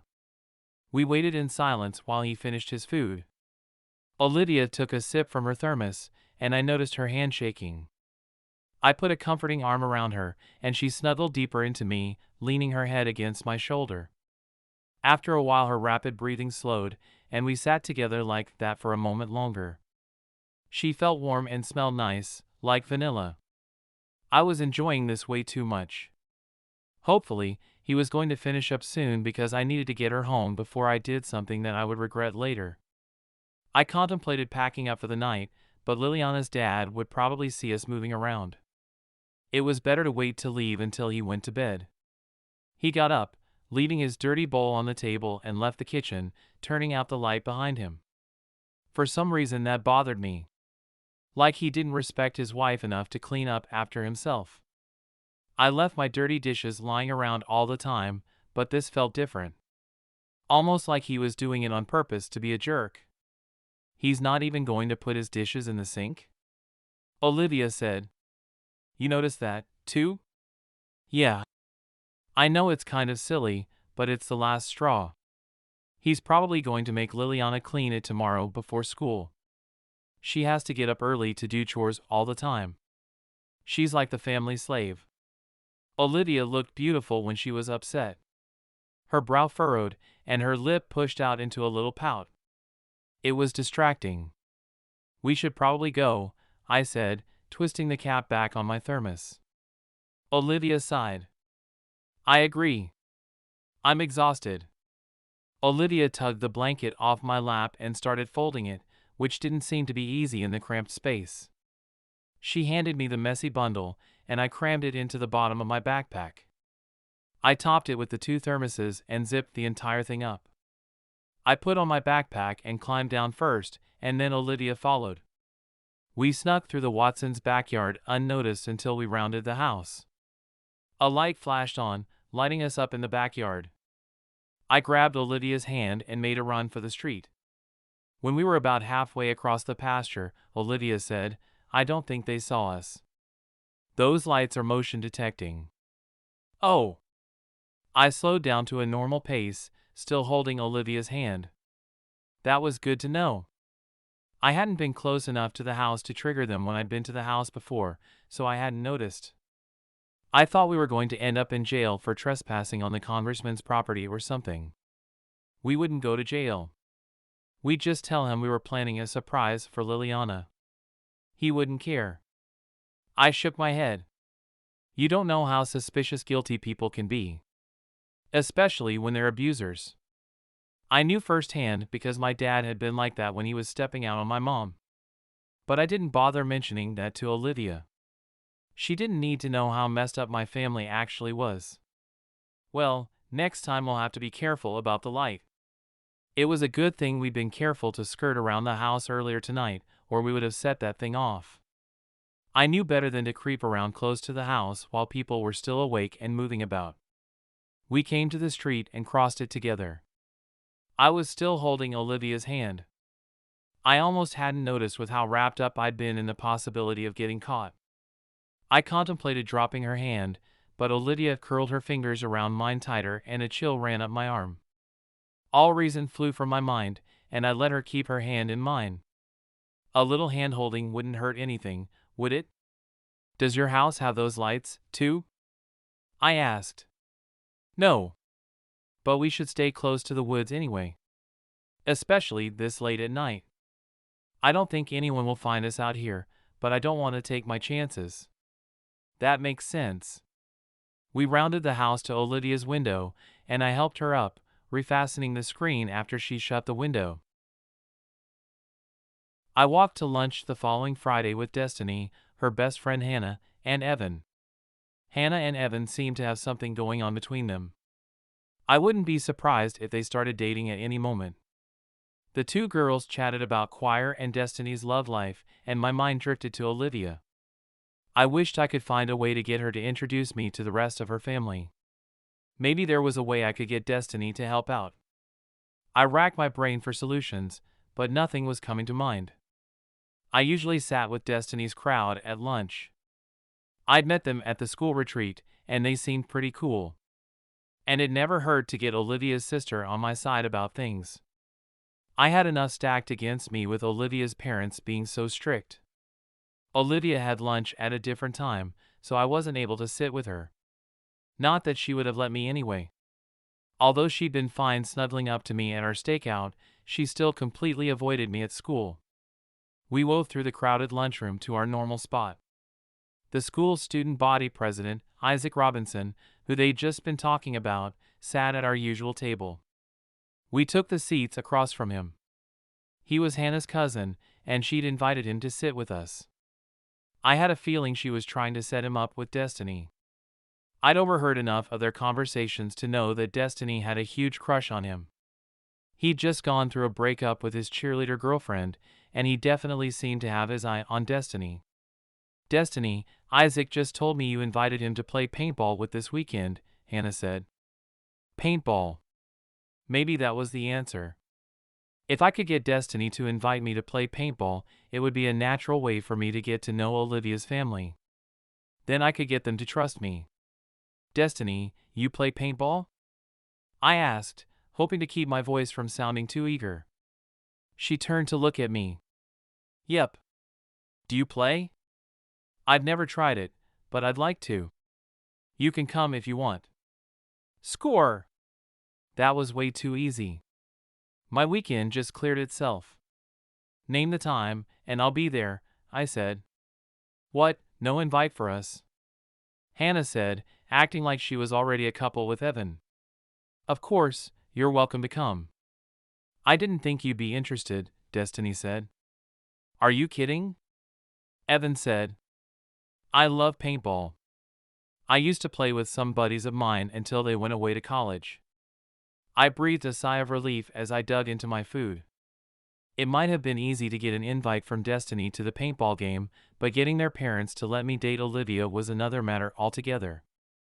So the game will be at my house tomorrow afternoon. Do you need the address? Destiny asked.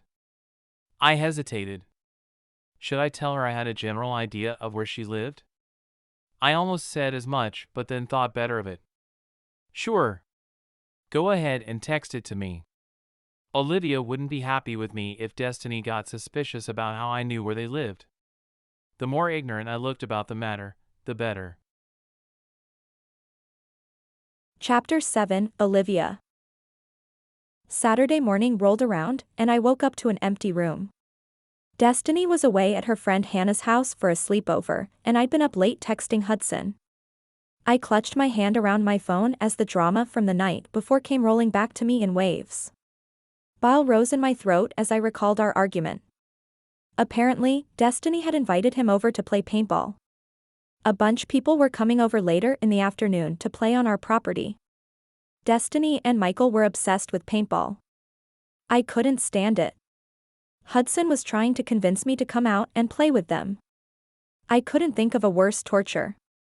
Having my family and friends watch the obvious tension between Hudson and me while getting shot at with a bunch of messy paint? Gigantic no, thank you very much. Hudson was pretty disappointed that I wouldn't agree to play. He told me it was a good opportunity for my family to see him for who he really is. The less they knew about Hudson, the better, in my opinion. It was bad enough that he was friends with Destiny. I worried all the time that he would slip up and say something about hanging out with me in front of Destiny. So far he hadn't, but I figured it was only a matter of time before the truth came out.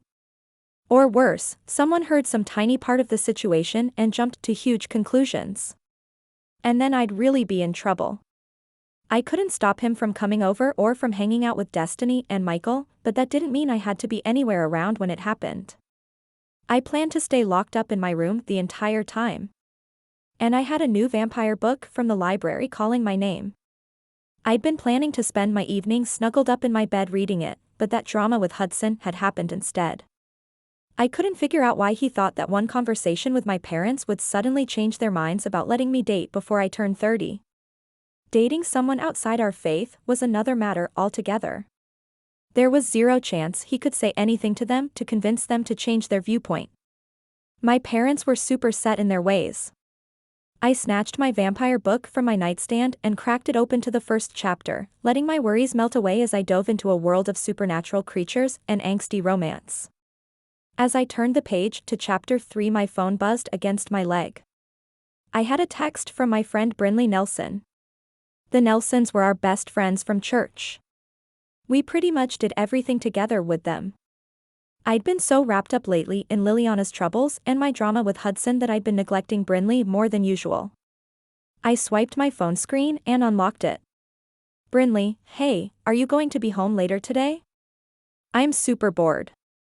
Preston's coming over to play paintball, and he said I can catch a ride with him. I tapped the side of my book as I thought of my response. Part of me wanted to pretend I hadn't seen her text and just slip back into my escape from reality, but I couldn't let myself treat Brinley that way. She was way too good of a friend to me. Like the stay up late and giggle about boys and tell your deepest secrets to kind of friend. And I'd been neglecting her. She deserved better. Me, sure. I'll be here all day. What time are y'all coming over? We texted back and forth for the next several minutes. Brinley knew I didn't play paintball, so she didn't bother to ask if I'd be joining the game. She didn't usually play either, and it was pretty common for her to come over with Preston and hang out with me in the house while they played. Eventually I got up and joined my family for our usual Saturday morning breakfast of pancakes.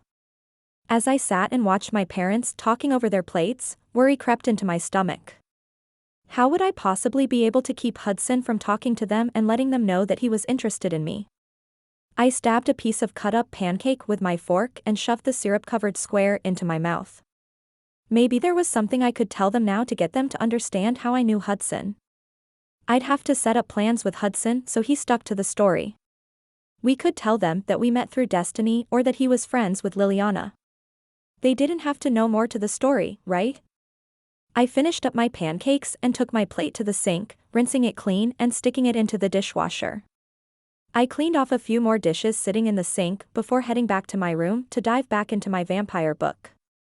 It was just starting to get to the good part, and I wanted to escape reality as much as possible right now. I flipped to chapter 12 and looked up to see Brinley step into my doorway. "Hey," I said. She bounded into my room, launching into a story about the guy she liked from school. I nodded in the right places as she told her story, but all I could think about was Hudson and how he had this bet to kiss me and how I was scared that he might actually do it. And what if my parents found out about that? They'd never let me see him again. A text flashed across my screen from Hudson, and Brinley saw it before I could tuck my phone beneath a stuffed animal or a pillow. "Hudson," she squealed. "Who's that?" "Oh," I stammered, grasping for the best answer. He's just this guy from school." "Is he cute?" I tried to keep a neutral face, but I couldn't help the heat that spread across my cheeks. "Wow. He's that cute, huh?" Brinley gushed. "Let me see a picture." I grabbed my phone and scrolled through my gallery. Was it weird that I downloaded a few really attractive pictures of him from his social media profiles? I found my favorite one and turned my phone around so she could see. Oh. "He's a hottie. Why is he texting you? Do you think he likes you?" I shrugged. "I don't know. I think he just likes me as a friend." I had to find a way to change the subject before Brinley grabbed my phone and started scrolling through our messages. She wasn't exactly known for keeping a secret. At least not my secrets. She could keep her own just fine. "So tell me more about this guy you like from school." Turning the conversation to her crush was a great way to get her to stop focusing on Hudson. And the reason he was messaging me. Brinley wasn't supposed to date guys who weren't Mormons either, but her parents were a lot less strict about the rule than mine were. My idea worked and Brinley's eyes lit up as she launched into a story of how he'd flirted with her at lunch recently. She babbled on for another 15 minutes until the smell of freshly baked cookies wafted into my bedroom. "Did your mom bake chocolate chip cookies again?" Brinley hopped off my bed. I followed her down the hallway toward the kitchen and swiped open my phone to check Hudson's message while her back was turned. "Hudson, I'll be there soon. What should we tell your parents about us? Like how did we meet and stuff?" I felt the color drain from my cheeks. I'd forgotten to plan that all out. With Brinley pressing hard for answers and my parents about to meet Hudson, I realized I wasn't ready at all to face the drama of him meeting my family. When we got into the kitchen, I saw my mom putting another batch of cookies in the oven. She closed the oven door and turned around. "Hey, girls. Olivia, your dad, and I need to go run some errands this afternoon. Can you make sure the last batch of cookies make it out of the oven on time?" "Sure, Mom." I tucked a strand of hair behind my ear nervously. Hopefully they were leaving soon. Hudson should be showing up any minute. Was it too much to hope that they'd end up missing each other? I'd been trying to convince myself all day that it was an okay thing for him to meet them, but now, the more I thought about it, the more I realized what a disaster it could become. I excused myself to go to the bathroom and texted Hudson back. I don't think it's a good idea for you to meet my parents." "Hudson, why not?" I hesitated for a moment before responding to his question. If my parents met him, they might be able to see right through us. And then I'd be stuck listening to lecture after lecture about only dating good Mormon boys and how I needed to start making wiser choices. I knew I was playing with fire. I didn't need them to drill it into me any more than I was drilling it into myself. But I also didn't want my parents to keep me from seeing Hudson again. I told myself that was because I wanted to still be able to protect Liliana, but deep down I wondered if I just wanted to see Hudson to see Hudson. But Hudson didn't need to know that. So instead of launching into a long explanation, I keep it short and sweet. Me, way too much drama. I waited for Hudson to respond, but he didn't. Either he was mad, or he was respecting my wishes. Or he was distracted. But it would be nice if he could send me back a message saying he was okay with my decision. I went back into the kitchen. Did my parents already leave? I asked Brinley. Yeah. They just left. I glanced out the back window of the kitchen. I could see Hudson out there with Destiny and Michael, gathering near the paintball fort. Is that Hudson? Brinley asked. I jumped. I hadn't noticed her coming up behind me. Yeah. Why are we in here instead of out there then? She looked at me like I'd lost my mind. Like stalking my crush in an obvious manner was the most natural thing to do. We have to watch the cookies. Did you know he was showing up today? Yeah. He told me, I said, hoping she'd drop the subject sooner rather than later. Well, as soon as the cookies get out, we should go out there. I was beginning to think I should have kept reading my vampire book after all instead of ever responding to Brinley's request to come over. But knowing Brinley, she probably would have showed up anyway. She was practically my sister and had spent the night in my room more times than I could count. I don't want to go out there, I said flatly. Brinley scoffed. Why not? Because he's out there. That's exactly why you need to go out there, Brinley said matter-of-factly. I have a gigantic zit on my chin. It was true. Well, sort of. I did have a zit on my chin, but it wasn't that huge. Brinley squinted at my chin. That tiny thing? Just put a little concealer on it, and you're good to go. The timer for the cookies dinged, and I moved to the oven, happy for an excuse to pause the conversation. But I knew Brinley wouldn't let up until I put my foot down. But I couldn't think of a way to do that without either being rude to her or telling her the truth. And there was no way I was telling her everything about why I really didn't want to see Hudson. So I told her as much of the truth as I could. You're right. I could put concealer on my zit. The real reason I don't want to go out there is it's awkward. I kind of like him and I think he kind of likes me back, and I don't want anyone else to find out. But please keep it a secret. Brinley nodded like she'd accepted my statement, and her face lost some of the excitement she'd had before. But at least she was backing down. My shoulders sagged with relief. I just hoped Hudson wasn't mad at me for telling him I didn't want him to meet my parents. Chapter 8, Hudson. Paintball with the Clarks was fun enough, but I was disappointed that I hadn't gotten a chance to meet them. I'd been looking forward to showing them that I wasn't a bad guy. I was frustrated with Olivia for backing out on our plan to let me meet them. Was she ever going to be okay with us being friends in public? If she couldn't do that, how would I ever be able to be with her? At least I'd gotten to know Michael a little bit and I actually liked hanging out with him. He seemed a lot less scary when I knew he didn't know anything about me wanting to kiss his sister. But the guy was huge. He could easily flatten me if he wanted. He wasn't the kind of guy you wanted to cross. And you definitely didn't want to let him know you were into his younger sister. At least not until you were sure he'd gotten to know you on neutral terms first. I must have done something right because Michael started saying hi to me at school the next week. He was generally a pretty friendly guy, from what Destiny had told me, but he hadn't gotten the chance to meet me before since he was a couple of years older than me. A few days later I was heading to class after lunch when Deshawn approached me in the hallway. You find any princess costumes online lately? Why would I do that? I tried to keep my voice light. I wish Deshawn had chosen a more private spot to talk about the bet. I didn't want Olivia or her sister Destiny to overhear our conversation. If Olivia found out about the bet, she probably wouldn't ever speak to me again. Because you're going to lose. There's no way you're going to get that girl to kiss you. Actually, I was thinking we ought to lay off on the whole thing. What do you mean? I thought you said things were going well. I don't have to explain myself. I just don't want to do it anymore. No way, man. A wager is a wager. Just because you're losing doesn't mean you get to back out. Look! The bet's off. I turned from him to emphasize that the conversation was over, but he grabbed my shoulder. What's your deal?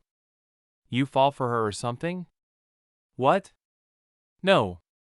I felt my face growing red. Deshawn was friends with Olivia's sister, and he wasn't exactly known for keeping his mouth shut. I didn't want to getting back to her that I liked Olivia. She'd probably tell her parents. Look, I don't like her at all. So you don't actually have a good reason to call off the bet. Awesome news. He slapped me on the back. Better get Olivia to kiss you, or you'll be coming to school looking like a princess. I groaned and watched Deshawn take a triumphant walk down the hall. I just hoped he'd keep the bet to himself. The last thing I needed was him blabbing his mouth around the school about it. Chapter 9, Olivia. My back pressed to the cinderblock wall of the science hallway, my heart pounding. My face flushed hot with humiliation, and fat tears threatened to spill down my cheeks. Hudson really had been faking it the entire time. How could I have been so stupid? What was all that drama about wanting to meet my parents? Was that all part of the bet too? At least I hadn't kissed him. I hadn't heard their entire conversation, but I'd heard enough to know I'd been duped. Hudson's words echoed through my mind on repeat. Look, I don't like her at all. I'd let him hold my hand. I'd felt myself falling for him. I didn't want to talk to him ever again. He was a cocky, lying jerk. And I was a stupid, silly girl with my head up in the clouds. And that wasn't like me at all. That was probably the part that hurt the worst. I dropped my guard and changed myself fundamentally for him. I'd let myself get crazy infatuated until I couldn't see straight. Was this what love did to people? I shook my head. No, I wasn't in love with Hudson. I had a stupid crush. Nothing more. I wiped the tears from under my eyes and trudged down the hallway to my next class. The last thing I needed was for my grades to fall because of some stupid guy. From now on I was going to forget about him and focus on my homework and practicing my flute. For the rest of the day, I was able to keep myself from thinking about Hudson. Mostly. Anytime his name popped into my head, I shoved it right back out. When I got home from school, Liliana texted me, asking if I wanted to come over. How was I going to catch her dad if I gave up on the stakeouts? Liliana needed me. I couldn't abandon her because I couldn't control my hormones. When I got to Liliana's house, she ushered me into her bedroom. I flopped down onto her bed. So, what's up with you and Hudson? Great. Why did she have to bring him up? I'd been trying all day to forget about him. He's a lying jerk. I heard him talking to Deshawn about the bet, and I'm over it. All of it. I don't have time for this anyway. I made mistakes in band today because I'm not practicing enough, and these mean girls were being totally snotty about it. Wait. What do you mean, he's a lying jerk? You're saying that like this is some kind of new revelation? Liliana studied my face and her eyes grew wide. You like him. Why would I like someone I know is trying to toy with my heart to prove a point? Have you been spending time with him lately? I looked away from her scrutinizing gaze. Hey, Earth to Olivia. Liliana waved a hand in front of my face like that was supposed to get me to spill my guts somehow. What do you mean you're not practicing enough? I clamped my mouth shut. Why had I let my mouth run away like that? I peeked at Liliana from the corner of my eye. She was staring me down like she thought I was going to disappear in front of her eyes or something. I sighed. I give up. I don't know why I think I can hide things from you anyway. And then I told her everything. All about the stakeouts and how I almost kissed Hudson more than once, and then the worst part. I told her about the conversation I'd heard in the hallway between Deshawn and Hudson today. You knew all along he just wanted to win that stupid bet. How could you let him get to you like that? Do you have to rub it in my face? I'm already beating myself up enough as it is. I can't believe you guys have been watching me like that. I hadn't meant to tell her that part, but it just kind of tumbled out of my mouth along with the rest of the story. We just want to make sure you're okay. At least I hadn't bothered to tell her we wanted to get her dad in trouble. I'd made it sound more like we were just checking up on her for her own safety. Hopefully, Hudson wouldn't be mad at me for telling Liliana about our stakeouts. Why should I care what Hudson thought? After all, he was nothing but a big fat liar. I'd let things go way too far. Are you still going to trick Hudson into thinking you actually like him? I don't know. I'm not sure I want to ever talk to him again. I'm not sure my heart can take any more. At this point, it wouldn't take much to trick him. He already knows how I feel about him. That's what makes this so much worse. Don't you see? If he knows you like him and he's still okay with toying with your heart, he's pretty messed up. I say you teach him a lesson. Like a revenge plan? Exactly. Show him what it feels like to toy with someone's feelings. An uneasy feeling settled into my stomach. There was no way I would do something to intentionally hurt Hudson. Regardless of what my parents wanted or what Hudson told Deshawn in the hallway, I didn't have it in me to create a plan to hurt him or embarrass him. Somehow, for the next several weeks, I was able to avoid Hudson. Anytime he reached out to set up a time for a stakeout, I made a lame excuse or told him I was swamped with homework. Or I told him I was too exhausted for a late night. But it felt like the longer I avoided him, the more he was on my mind. One Saturday night, I was sprawled across my bed, reading another vampire book. It seemed that everything the main character said or did reminded me of Hudson. Running his fingers through his hair. Hudson did the same thing when I passed him in the hall on my way to auditions. The cocky way the vampire stood, the way his words were put together, sounded like something Hudson would say. The more I read, the more my mind wrapped around the image of Hudson cupping his hands around my face and staring into my eyes before he leaned in. My phone went off. It was a text from Hudson. Hudson, you busy tonight? I want to come see you. I racked my brain, scrambling for some excuse. Mom and Dad were in California on a business trip and Michael was in charge. But Michael and Destiny were away at some choir practice at her boyfriend's house, but it was getting late and they should be home any minute. How she'd gotten away with dating him was beyond me. I paced back and forth in my room. It had been a while since Hudson had tried reaching out. I still didn't know what to say to him to get rid of him. Maybe if I avoided him until January, he'd forget about trying to kiss me since his chance at the bet would be over. Too bad it was only November. I wandered through the house to the formal living room and sat down at the piano.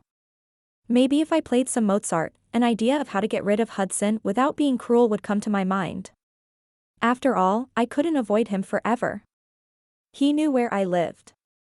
I cracked open my thick book of classics to the M section and played song after song. Sometime during my piano playing, Michael poked his head into the room. Hey, I'm home. I waved at him and went back to playing one of my favorites, Rondo alla Ticca. My fingers flew across the keyboard. I'd played the song hundreds of times, and I hardly looked at the notes on the page anymore. As I played the quiet part of the song, a knock sounded on the glass doors that lined a wall of the family room. I could hear Michael in there playing video games. My fingers froze over the keys. Had Hudson gotten fed up with me ignoring his texts? If that was him at the door, I was going to kill him. Literally. In his sleep. He could at least text me to meet him in the woods first. I rushed into the family room to the glass doors and peered through the glass. But whoever was out there was hidden in the shadows. My heart pounded heavily in my chest as I reached to unlock the door. I had to see who was out there, and I had to know before Michael found out. But Michael was too fast. He waved me away and squinted into the darkness, puffing his chest out protectively like there was a criminal at the door. What was with him tonight? He was in the weirdest mood. He switched on the outside light, but because of the angle, I still couldn't see more than the edge of a shoulder. Michael twisted open the deadlock, and a dark expression came over his face. Dude. He looked like he was ready to kill whoever was on the porch. Who's out there? I asked, trying my best to keep my voice steady. Please don't let it be Hudson. Michael opened the door wider, revealing Destiny's guy, Isaac. I breathed a sigh of relief. Oh, it's only him, I said. Great. Why'd I say that? Now Michael would suspect something was up with me. But he didn't seem to notice. He was too focused on Isaac. And he was letting him have it. It sounded like Destiny and Isaac had broken up, and somehow Michael had gotten in the middle of it. Where was Destiny anyway? I hadn't seen her come in with Michael. Hudson hadn't shown up yet, but he still could. I went back into my room and pulled out my phone. Tonight's not good for me. Hudson, why not? Family stuff going on. It wasn't actually a lie. Destiny had just broken up with her boyfriend, and I had a feeling she'd need some cheering up. I went into the other room and found Michael playing video games again. Where's Destiny? She's in the treehouse. Preston's out there with her. She broke up with Isaac tonight, and she's pretty upset about it. That's what I thought. We should do something to cheer her up. Let's go buy her some snacks. That's an awesome idea, Michael said, grabbing his keys. Let's go hit up the grocery store before it closes. I grabbed my shoes from where I'd left them by the door earlier and slipped them on. And we can watch Korean dramas to help her get her mind off of Isaac. Liliana had introduced me to several Korean dramas, and I couldn't get enough of them. Destiny needed something highly addicting right now. Sugar and cute Korean boys? I couldn't think of anything more addicting. Except maybe Hudson. I pushed the thought from my mind as soon as it entered. He was completely okay with toying with my heart. I needed to stay far, far away from him. Chapter 10, Olivia. For the next several months I was successfully able to avoid Hudson. Every time he texted, I told him I wasn't interested in any more stakeouts. Liliana's dad's campaign was over, and he'd been re-elected, so I figured she wasn't in much danger of getting hurt again. His life was probably much better now that he didn't have to deal with campaign stress. I kept a close eye on Liliana and went over to see her frequently. She insisted that her dad was doing better. Hudson sent some texts, saying he'd taken the footage of her getting hurt to Child Protective Services, but they told him that he didn't have enough evidence to open a case against the congressman. We both knew it was bullcrap, but what were we supposed to do? He was an elected official, for Pete's sake. They would never listen to us. Part of me was glad because Hudson seemed to back off. He didn't even try to push the bet thing anymore, and honestly, I was surprised. Why was he giving up so easily? New Year's came and went, and I didn't hear a word from Hudson. I was relieved, but secretly, a part of me was disappointed too. I hated myself for it, but a tiny part of me wanted to know what it would have been like to have kissed Hudson. The first week of school after Christmas break, Hudson showed up in a puffy pink dress, walking the halls. I chose to ignore him, but lots of other kids teased him. But he wouldn't say a word to them about why he was doing it. I heard rumors that he'd ended up with detention because he was being disruptive. The next January we had a surprise birthday party for Michael. We'd pushed the couch up against the back wall to clear a spot for dancing. There were streamers and balloons above our heads, and a happy birthday pennant banner hung over the fireplace. I turned to see Hudson standing in the entryway with some of his friends from school. Destiny invited him? Couldn't she have mentioned that at some point? I cranked up the music, and a few people started dancing. I pushed through the crowd into the kitchen to grab some punch, but froze when I saw Hudson talking to Destiny by the punch bowl. This is squeaky clean compared to the parties I used to go to back in Atlanta, he said.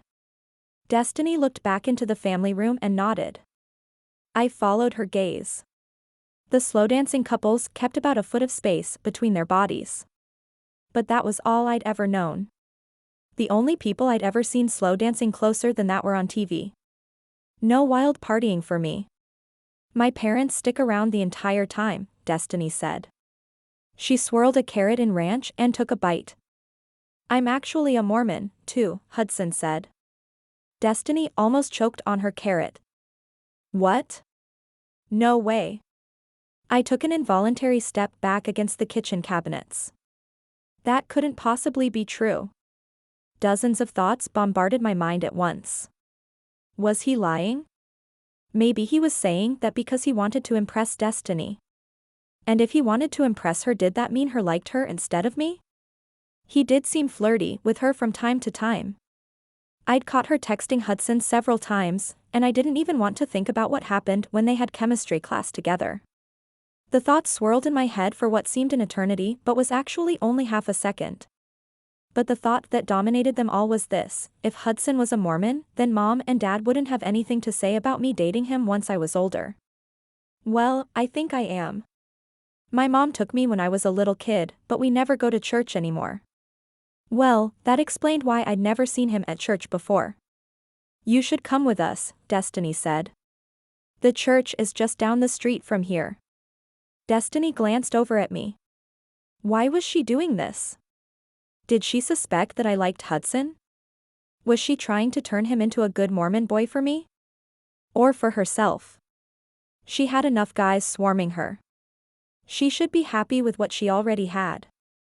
Why did she have to move in on my guy, too? A set of identical blonde twins walked into the kitchen, giggling like crazy girls. Hudson looked over his shoulder at the two girls and grinned at them. Maybe I will go to church with you sometime. Seriously? Why did I even like him? He was constantly checking out other girls. When he acted like a player, it just made me want to forget about him. I crossed my arms and turned away from them. I'd seen enough. But then a slow dance came on and someone touched my shoulder from behind. I whirled around to see Hudson with that cocky smile on his face. I resisted the urge to punch it. Hey, you want to dance? He asked. I opened my mouth to say something snappy, but all words flew from my mind. Except for one. Sure, the word formed in my mouth, betraying me. I silently cursed myself as he slipped his hand around my waist and took my hand on the dance floor.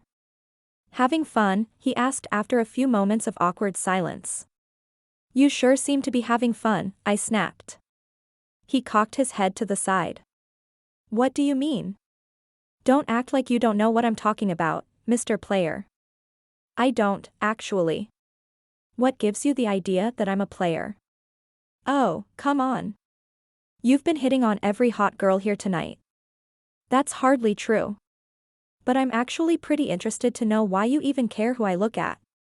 Once again, I was speechless. I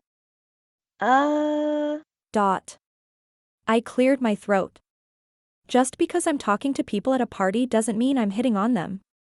Speaking of people at a party, where's Liliana?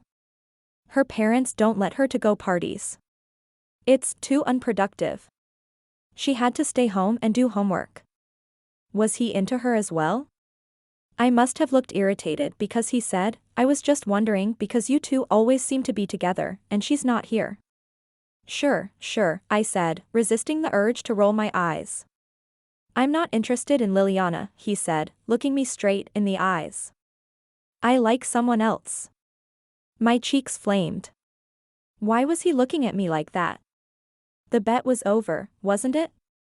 The song ended, and a few minutes later, I found Hudson and Michael sprawled across the floor in an arm wrestling match with a crowd of spectators circling them. A few of the boys chanted Michael's name as the two guys battled. Go Hudson! I screeched. Hudson looked up at me, and it was just the distraction Michael needed to smash his hand down. Oops. That was my fault. But it was still impressive. Despite that fact that Michael was 2 years older and a football player, Hudson had still put up a decent fight. Who knew what might have happened if I hadn't distracted him? I think you've got some competition coming your way with the ladies, Michael, Destiny said as he climbed from the floor. Nah. I was going easy on him, Michael said. You don't have to worry too much about him, said Paul, one of Michael's friends from church. He slapped Michael on the back. The main girl he seems to have eyes for is Olivia. First of all, where was he getting that from? And secondly, did he have to share that information with my overprotective big brother? What? A shadow clouded Michael's face. He danced with her once. I don't think that counts, Destiny said. So, she'd noticed that. I heard he's a Mormon. Is that true? Paul asked. Yeah. He told me so himself, Destiny said. I hadn't heard that, Michael said. He whipped his head around and studied Hudson with new interest. I went into the kitchen to grab a refill of punch and came back to see Destiny and Preston slow dancing and gazing deeply into each other's eyes. Was she trying to manipulate Preston into liking her, too? Didn't she have enough guys chasing after her? She was like a succubus, sucking the souls out of guys. I shook my head. I'd been reading too many paranormal romances. The next day, Preston, Megan, and Brinley came over after church for a hike up Walnut Ridge. As soon as I found out where we were going, I pulled Brinley into my room. You know who lives up on Walnut Ridge, right? I asked. No, who? Brinley said, eyeing me with curiosity. Hudson. I hissed under my breath. Should we see if he's home? I giggled. Before Brinley could answer, Michael's voice carried from across the hall. Who are you texting? I looked over my shoulder to see Destiny standing in the hall right outside my door, phone in hand. My heart dropped. Did she just hear us? You'll see, Destiny said. Why was she trying to hide a smile? What's she up to? Brinley asked. If she's texting Hudson about me, I'm going to kill her. I said, glancing back at the hall, but they'd moved away. You guys coming? Michael asked, poking his head into my door. I wouldn't miss this for the world, Brinley said.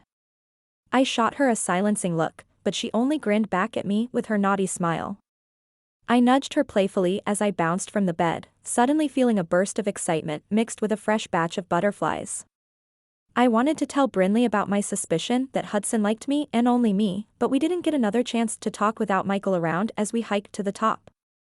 Brinley and I kept exchanging glances and smiling, and Megan pointed toward the south. Is that a house through those trees? Yeah. Michael said. They put in a new neighborhood up here recently. Oh, she said. I've seen those houses from the road. There's a pretty clear view of them from Acorn Creek High. We hopped along the smooth, flat boulders that ran along the ridgeline in between bare trunks. The woods opened up to reveal Hudson's house. Destiny stepped forward eagerly. Where are you going? Michael said. You can't just walk on someone's property like that. I don't care, Destiny said. I have to get a better look at this view. She rushed to the edge of the wall where it curved behind the end of the driveway and paused for a minute, looking around. Destiny turned back to us. What's her deal? Why is she stopping? Brinley asked. It's Hudson's house, I whispered. How do you know? Brinley asked with shock in her voice. Shh. Keep your voice down. I'll tell you later. Destiny looked back at us with suspicion. Had she heard us? She pulled out her phone and looked around for the mailbox, like she was checking the address to make sure she had the right house. Destiny walked toward the front door. What are you doing, Destiny? Preston asked. This is Hudson's house, she said. You were right, Brinley whispered to me. I stepped forward cautiously. What was I going to say to Hudson about why we were all at his place? Destiny rang the doorbell and then gazed out at the view with a distant, wistful look on her face. Preston studied her with a concerned expression, but he didn't say anything to her. When the door opened, I couldn't see who stood in the shadows, but Preston said, Hey, Hudson. Destiny jerked her head away from the view, slightly startled. Why was she so jumpy all of a sudden? Was she nervous about seeing Hudson? Although Hudson was in the shadow of his doorway, I felt his eyes on me where I was standing, further back on the driveway. Michael came up the steps with Megan. "Sup, Hudson. Nice place you have here," he said. Hudson shrugged. "It's my home sweet home. You guys want to come inside?" "Sure," Destiny said. Oh my gosh. We were actually going inside. What if he said something about me being here before? Destiny, Preston, and Michael stepped past Hudson into the house. He stepped out onto the front step, sunlight hitting his blonde hair. "You guys coming?" He gave me a crooked smile as I walked closer. "It's really okay. I don't bite. At least not too hard." I gave him a death look, and he flinched but widened his smile. "Calm down. I was just kidding." I stepped into the rustic, trendy foyer. A clean pine scent filled the air. The last time I'd been here I'd been much too nervous to pay attention to what stuff looked like. Nearly every surface in the room was covered in mountain stone, slate, polished wood, or rusty metal. To my right was a staircase made with wrought iron and golden pine. The entire room had the feel of an upscale Rocky Mountain ski lodge. "You guys like hockey?" he asked, walking down a short hall that led into the great room. The ceiling in this room was 2 stories high and the back wall was mostly glass. The gigantic TV that took up a generous portion of the wall to the left was showing a hockey game. "Whoa," Michael said. "Is that a 70-inch TV?" "It's a 72-inch, actually," Hudson said. "My dad was pretty unhappy when my mom got it in the divorce." "I can imagine," Preston said. "I bet you didn't mind so much." Hudson shrugged. "My mom probably would have just bought another one." "Is your mom from out west?" Preston asked, looking around at all the Western decor. "Not originally. She grew up here, but she went to college in Colorado and fell in love with the whole snow skiing thing," he said. "We still go back a few times during the winter when she has a moment to get away." Preston wrapped his arms around Destiny and murmured something into her ear. She turned around and looked up at him and smiled. They'd been like that all day, constantly touching or gazing into each other's eyes. It was starting to get old, a constant reminder of how alone I was. I tried to distract her from Isaac by getting her hooked on Korean dramas, and all she had actually gotten hooked on was Preston. It was annoying. Ugh. "Really?" I groaned. "Do y'all have to do that?" "Sorry, but yes," Preston said as an unapologetic grin stretched across his face. I rolled my eyes. "What's wrong with a little bit of cuddling, Olivia?" Hudson asked from several feet behind me. I spun around, head whipping toward him when he spoke, and my cheeks burned. "Nothing." I gave a small, strangled cough and cleared my throat. "I just don't like to watch my sister cuddle with Preston. It's weird." "I bet you've done more than cuddling," Hudson said to me. I turned away from him, focusing on the hockey game instead. Was he saying that because he wanted me to do more than cuddle with him? Suddenly, I wanted it to be true. I wanted to feel his arms around me, look in his eyes, and kiss him. I wanted to turn around to see if it was what he wanted, too, if there was something in his face that would give away his true feelings. But I couldn't move. I was frozen in place, staring at the TV. "Hardly," Michael said. "Olivia's determined to not date until she's 16. "Oh really, now," Hudson said, his voice taking on new interest. "That's fascinating," he said, one side of his mouth drawing up. The way he said it almost seemed like he was accepting an unspoken challenge. What was I getting myself into with this guy? My self-control was beginning to slip, and I wasn't sure I wanted to get it back again.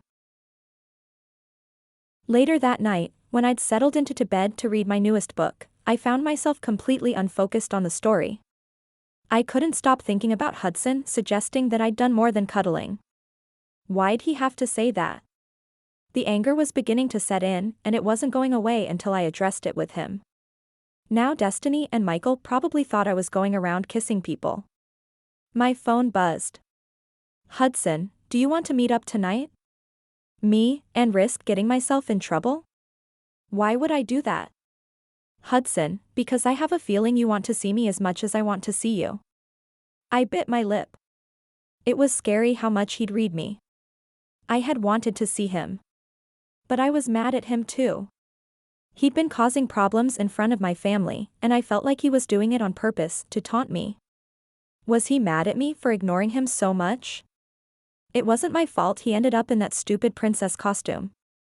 He shouldn't have been making bets like that anyway. Maybe I did want to go out there to see him. To tell him in person how I felt. Because I was mad.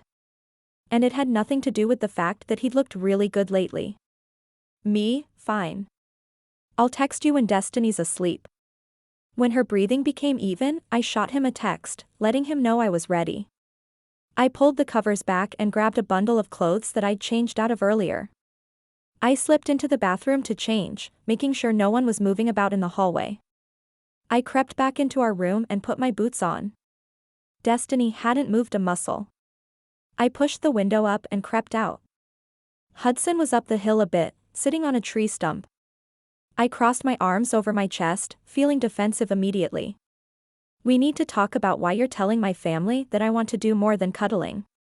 Why did you say those things? It's like you're trying to get them to think I've been breaking rules. Hudson frowned. I'm sorry. I was being an idiot. Do you want to know the truth? I wasn't sure I trusted him to tell me the truth. But I still wanted to hear what he had to say. Sure. The truth is, your brother scares the crap out of me and stupid stuff pours from my mouth when I get nervous. That's still no excuse for trying to get me in trouble. You're right. It's not. Like I said, I'm an idiot. Honestly, I wish I hadn't. Why is that? Because I like you. You're sure you're not just saying that? Why would I just say that? I twirled a piece of hair around my pinky finger. Because of the bet. His eyes grew huge. You know about the bet? I've known about it since the very beginning. Hudson looked so shocked and horrified I almost felt sorry for him. But not quite. Not after he'd been okay with using me like that. So? Yeah. I know you don't actually like me. But what I don't get is why you're still keeping it up. I heard you myself telling Deshawn that you didn't like me. So why would I believe anything you're saying to me? It feels like everything you've ever said has been a lie. I need to explain something to you. That bet was a stupid idea. Once I got to know you, I started having feelings for you. I didn't want to keep up the bet and I was so scared that you would find out and get hurt. Finally, I told Deshawn the bet was off, but he wouldn't take no for an answer, and he started guessing how I really felt about you. So, I told him that I didn't like you. I guess that's what you overheard. I'm so sorry, Olivia. You're the last person I'd ever want to hurt. That's why you stopped trying to get me to kiss you, and you just put that stupid dress on for the whole school? I stared at him. I wanted to believe him so badly. I needed to believe him. But I wasn't sure I could risk my heart again. Hudson stepped close to me, close enough that I could smell his sporty cologne, and this time I didn't step away. I care about you, he said. I stared back at him. Me? He leaned in close, so close that the tip of his nose touched mine, and I could feel his breath on my face. I like you, too, I whispered. I was hoping you would say that, he said, the corners of his mouth curling upward. And then his lips were on mine, kissing me sweetly. The tenderness of his kiss took me by surprise. He rested his forehead against mine and released a small breath that tickled my skin. He wrapped his arms around me, and I rested my head on his shoulder. After a moment I lifted my head, and he took my hand and smiled. My phone buzzed in my back pocket. I ignored it and snuggled deeper into Hudson's shoulder. You going to check that? Huh? Your phone. I don't know. What if it's important? It's pretty late. That was true. Who would be texting me this late? Had my mom or Destiny discovered that I'd gone missing? I pulled out my phone and checked the screen. Liliana, I'm in trouble. Call me when you get this. It's Lilana. I showed him the text. His face paled. You should call her right now. I nodded. Yeah. I called her, and she picked up right away. Olivia, Liliana sobbed. Please help me. What's wrong? It's my dad. He's drunk, and I'm really scared. One of my teachers at school noticed the bruises and reported it to the state. I got called into the office, and I told them everything. I gasped. Her dad had been putting more bruises on her. Liliana must have been hiding it from me all this time. I felt terrible. Maybe I shouldn't have given up on the stakeouts after all. Did your dad get in trouble? Yes. Some caseworkers from the state came to the house today while he had some important politicians over, and he's so furious with me for telling on him. He's been drinking a lot, and I think he wants to hurt me. Where are you right now? I asked. I'm in my room. Good. Stay in there and lock your door. We'll be there soon. We? Hudson's with me. Suspicion crept into her voice. What are you doing with Hudson so late? I didn't answer, and she said, oh. Yeah. I blushed. You don't need to worry about that. Wait, are you guys, together now? We were so not going to have that conversation in front of Hudson. I didn't know what we were, and I didn't want to discuss my relationship status with him standing there. I ended the call and turned to Hudson, filling him in on all the details. A dark look crossed Hudson's features. Let's go catch that monster.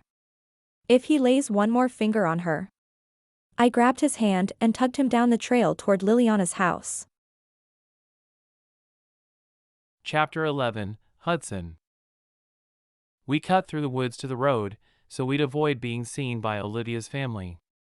We didn't usually go this way, since the brambles were so thick, and I was beginning to regret my choice to take the more hidden route. I clenched my jaw in frustration as we pushed through the thick vegetation. Even though it was winter, there were still plenty of dead vines and pine branches to push through.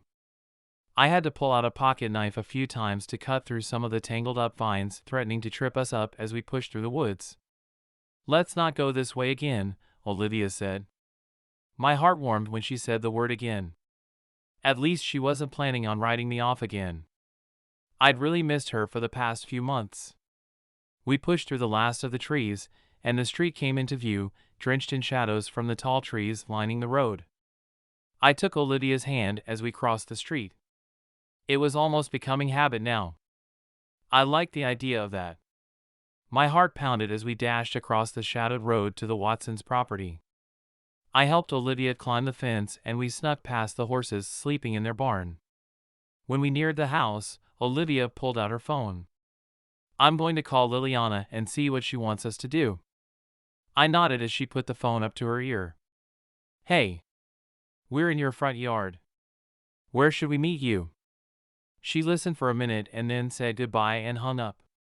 She wants us to meet her in the treehouse. She thinks she can sneak out through the kitchen.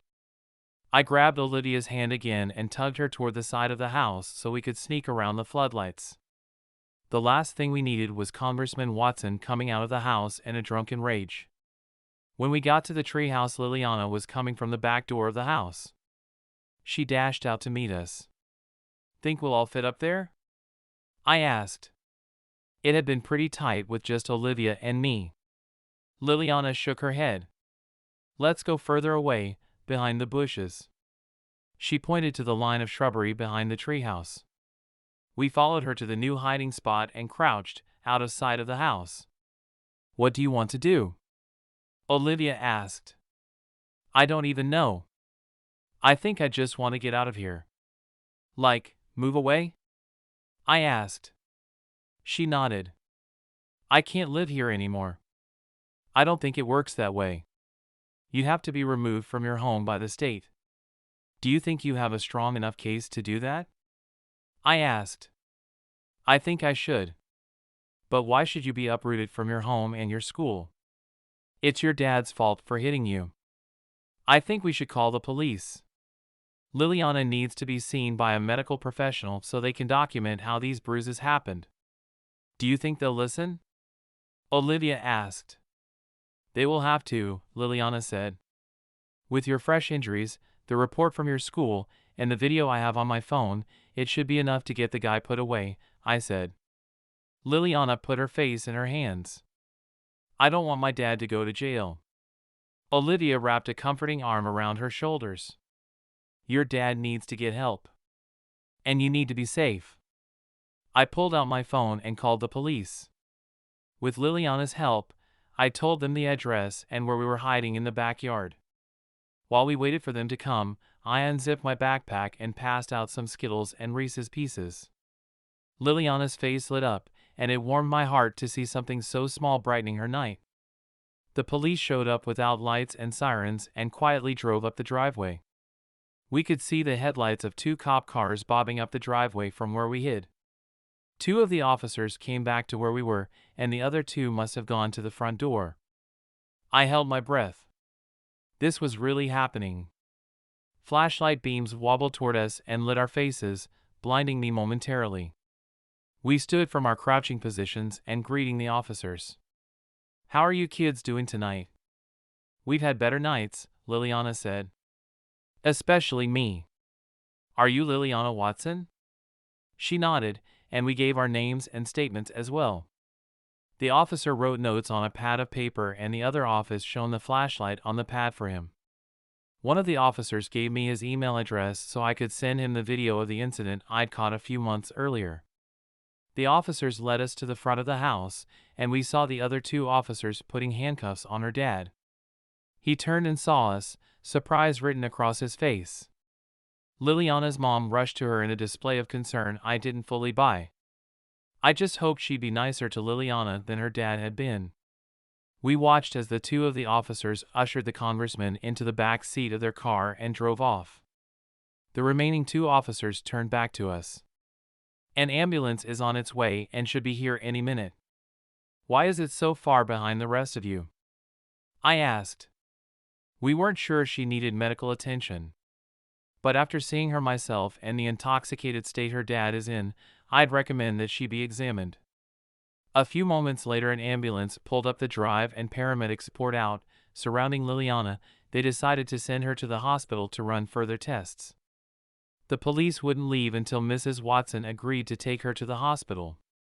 He told her that if she didn't, she would be taken into custody. I breathed a sigh of relief. At least someone was finally doing something. Olivia and I said goodbye and I walked her across the pasture as Liliana and her mom left for the hospital. Olivia shivered as we crossed the road and I put my arm around her, pulling her close to my side. You okay? I asked. Not really. I know. I can't believe Liliana has been going through all this. I wish we could have done something to stop it sooner.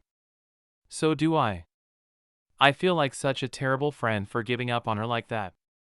You weren't giving up on her. You thought she was okay because her dad's campaign was over. Yeah. But I should have known better. People like that don't just change overnight. You did the best that you could. At least it's over now. She nodded into my shoulder, snuggling closer. I stopped walking and put my arms all the way around her, holding her against my chest. She smelled amazing. Like something tropical. I didn't want to let go of her. I wanted to hug away all her pain and worry for her friend. She tilted her face up and her lips found mine, connecting like they were meant to always be together. I'd never felt this way about a girl before. Olivia Clark was different. And I didn't want to look at anyone else. For the first time in my life, I only had eyes for one girl. It was a strange feeling, but not unwelcome. In fact, I'd never felt so great. She pulled away from the kiss and looked into my eyes in the moonlight. I really like you, Olivia Clark. I really like you, too, Hudson Brown. For the next week Olivia and I spent every moment we could together. Mostly that meant texting, but at the end of the week she snuck up to my house to hang out and we did homework together. She even played her flute for me. We sang karaoke together and laughed because we could tell the other person was purposely doing as bad as they could on purpose. She couldn't stay long because she worried her mom would get suspicious, but I loved every second I got with her. When she had to go, I walked her down the mountain to her house. When we could just make out her house through the trees, I grabbed her hand and pulled her to me, kissing her gently. She ran her hands up my arms and around my neck. She stepped away, a pink blush on her cheeks. "Goodbye, Hudson. I'll text you later," I said. She smiled over her shit at me and disappeared into the woods. The next day in chemistry, I scrunched my face up in irritation at Destiny. "What's with you? I've asked you 3 times to hand me that beaker." "Sorry, I have a lot on my mind.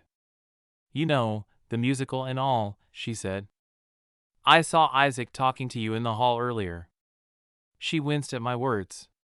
"Does he still think he has a chance with you after what he did?" "Isaac says he wants to be friends now." I let loose a bark of laughter. "Sure, he does." "Why is that funny?" she asked. "Destiny, come on. Everyone knows there's no such thing as a single guy who wants to be just friends with a girl." "That's not true," she insisted.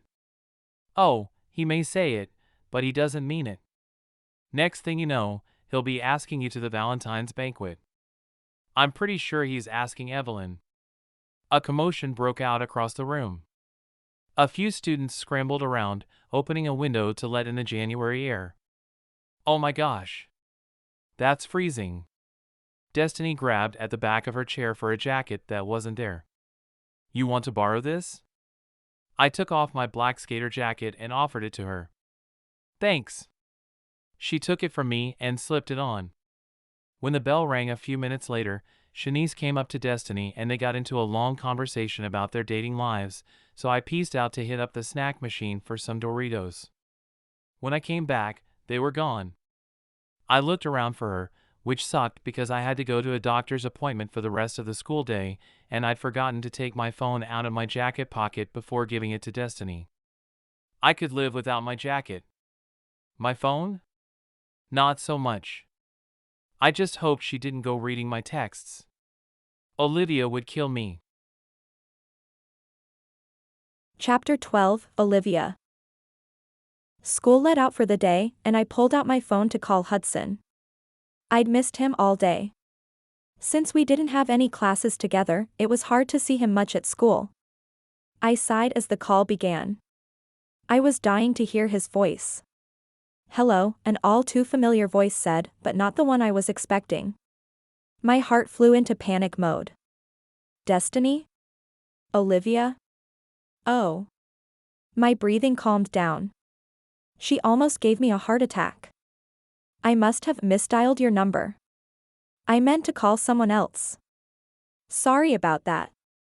It was a good thing I didn't say anything stupid before I realized my mistake." "No problem," Destiny said.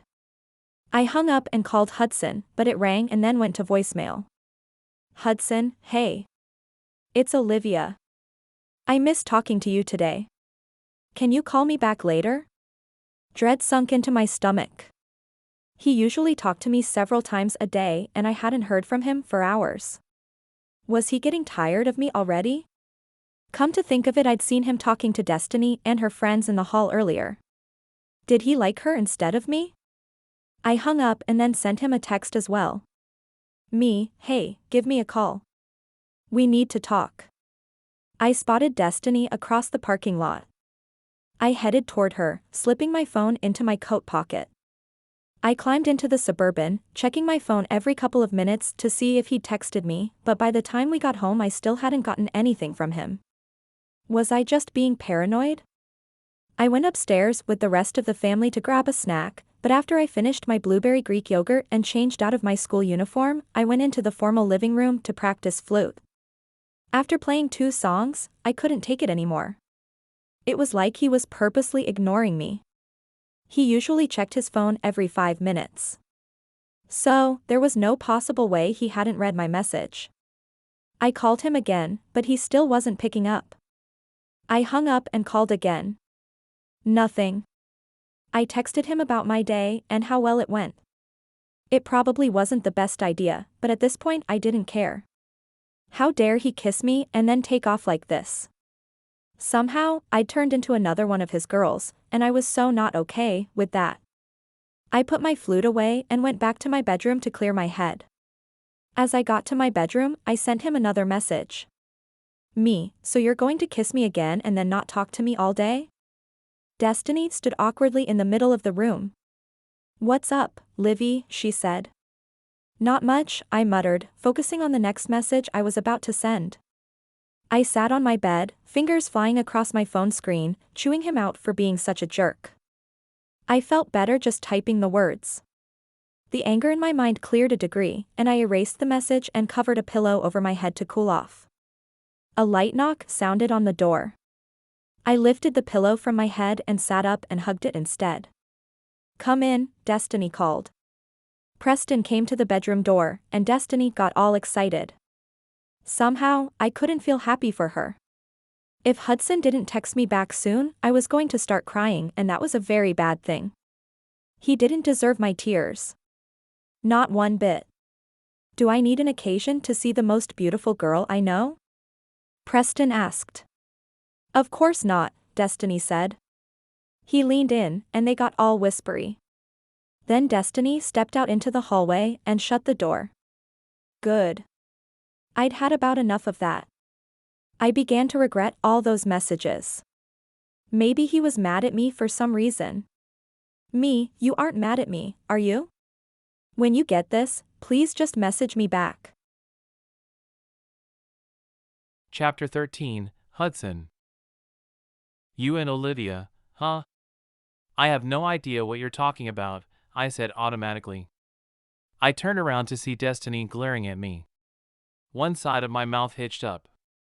I knew I probably shouldn't smile, but I couldn't help myself. She just looked so mad. Sure, you don't. She slapped my phone into my hand. So, that's where it's been, I said. Relief poured through me. Olivia was probably freaking out. I considered going to her window, but I hadn't wanted to get her in trouble. I tried to give your coat back after our chem lab yesterday, but you took off. I shrugged, trying my best to look calm, but I was freaking out inside. Doctor's appointment. I have ADHD, and I was due for a checkup. How did Destiny know I was dating Olivia? Had she been digging through my phone? Whatever. I just want you to know I wasn't snooping. I was trying to give you back your jacket, and she wouldn't stop calling and texting you. Maybe she didn't care after all. I gave her a huge smile. I can't even tell you how amazing your sister is. Destiny balled up her fist and slammed it into my arm. Ow! What did you do that for? That's my baby sister. If this gets back to Michael, it won't be pretty. Fear flashed through me at the mention of Michael's name. Olivia's brother was huge and a star football player. If he found out I was dating his little sister, it wouldn't be pretty. I swallowed back the fear and shrugged. Whatever happens, happens. Olivia's not allowed to date until she's 16, Destiny said. Who said we're dating? I said. I didn't know how much she had read, but I'd cover for Olivia as much as I could. Destiny stammered. Well, don't you think meeting in the woods counts as dating? I bit back a frustrated string of words. So she had read my texts. I felt really violated for both myself, but mostly for Olivia. Who said we were meeting in the woods? I asked without flinching. I would do all I could to do damage control for Olivia. Your phone did, Destiny said. But she didn't have my phone now. Unless she'd taken pictures of my texts, she had no proof. I just had to hope she wasn't that devious and out to get Olivia. I shoved my phone into my back pocket, out of her reach. And you can prove that. How? Look, Destiny said, her face softening. I'm not trying to be a tattletale. I'm the last person to ever do something like that.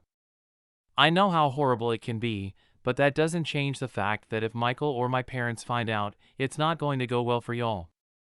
Thanks for the tip, but I'm pretty sure we can handle it. I won't tell your secret. But you better not break my sister's heart, or I'll break your face. I'd like to see you try.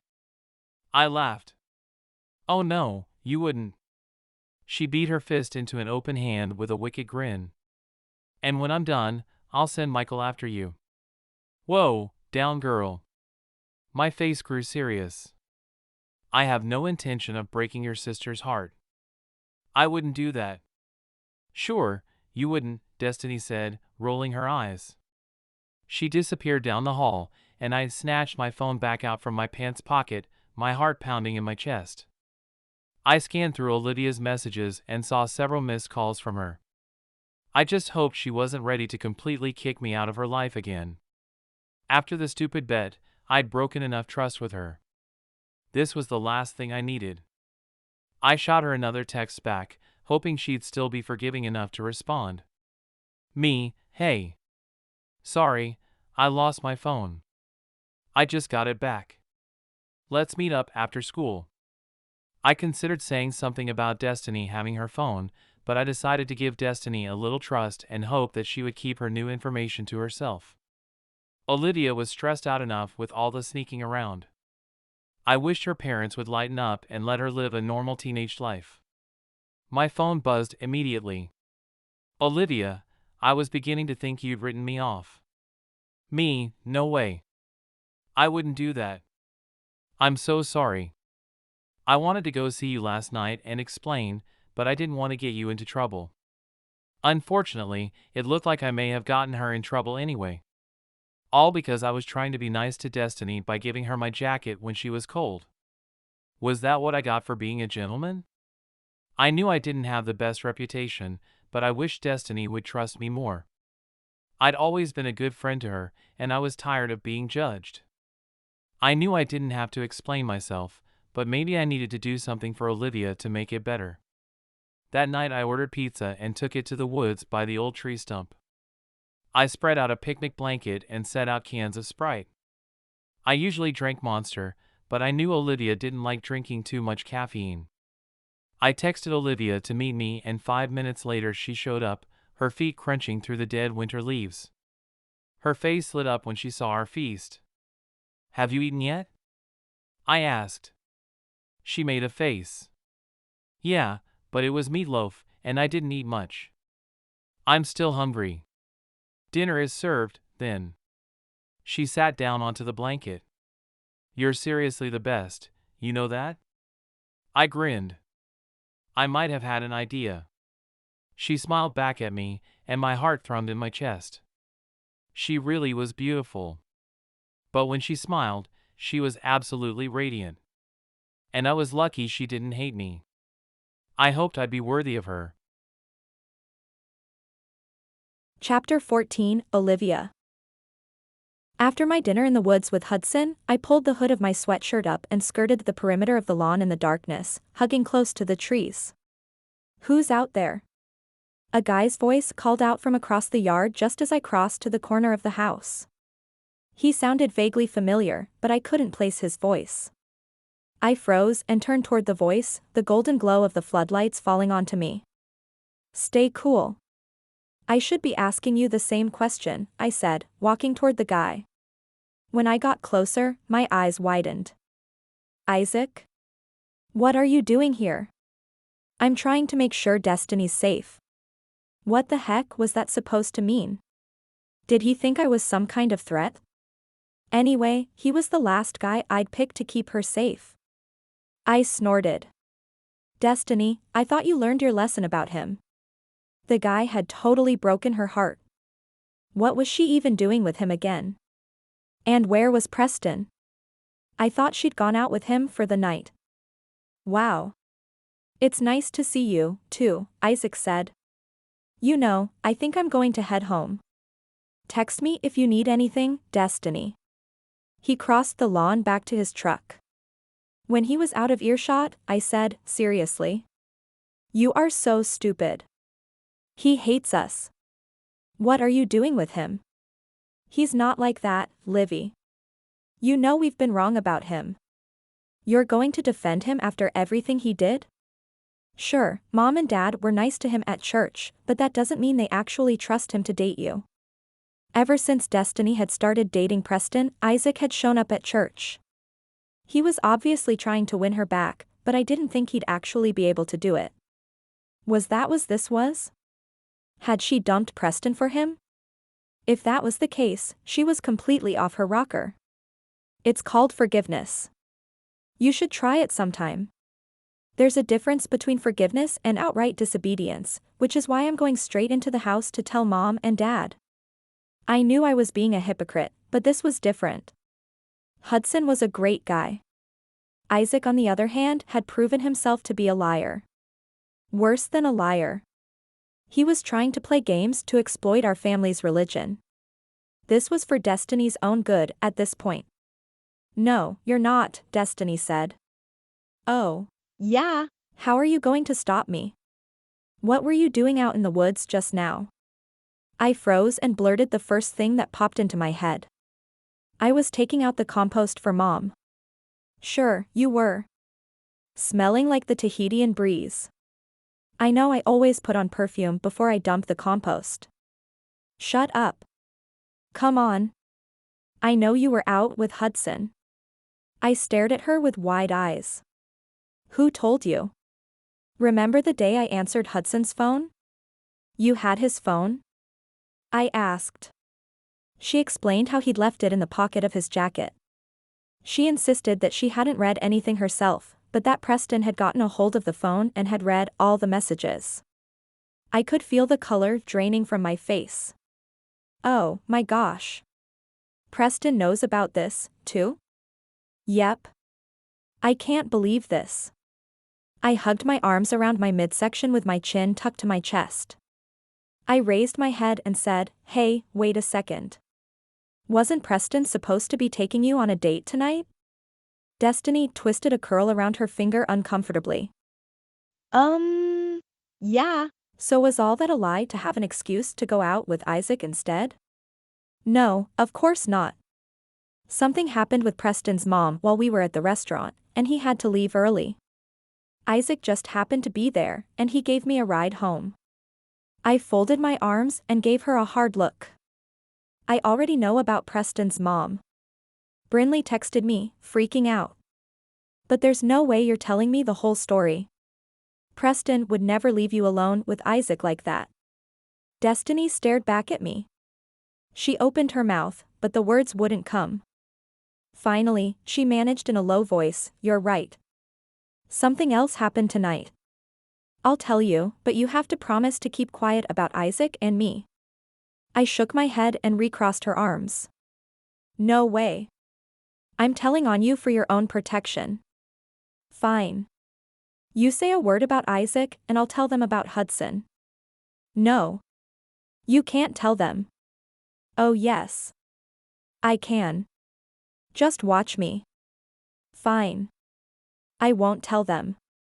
Won't tell them what? About Isaac being here tonight. No. You won't tell them about Isaac being with me ever. From now on. Destiny. You can't be serious. I'm dead serious. You don't get to go sneaking around with Hudson and get away with it and then act all self-righteous when I want to have a non-member boyfriend. Hudson's a Mormon, I said. Yeah. Sure he is. I haven't seen him at church even once. He's working on it, I said defensively. The only thing he's working on is his longboarding skills, Destiny said. How can you say that? I'm sorry, Destiny sighed. That was uncalled for. She looked away. I'm not here to judge you. I have my own set of problems. I just don't want you to think you can act all high and mighty with me when you're pretty much doing the same thing and totally getting away with it. Okay, fine. I won't tell them anything about Isaac. Good. You'd better not. I need to figure this all out on my own without mom and dad being involved. So what happened, anyway? How are you all of a sudden with Isaac instead of Preston? I made a mistake. I accidentally texted Isaac instead of Preston, asking him to come to the restaurant tonight. And then when Isaac showed up, he thought I was trying to get back together with him. I got caught up in the moment, and I ended up kissing him. Oh. That was bad. Preston really liked Destiny. And he'd been good to her. Not like that lying scum, Isaac. He didn't deserve to have Destiny cheating on him like that. I feel so terrible, Livy. I broke Preston's heart.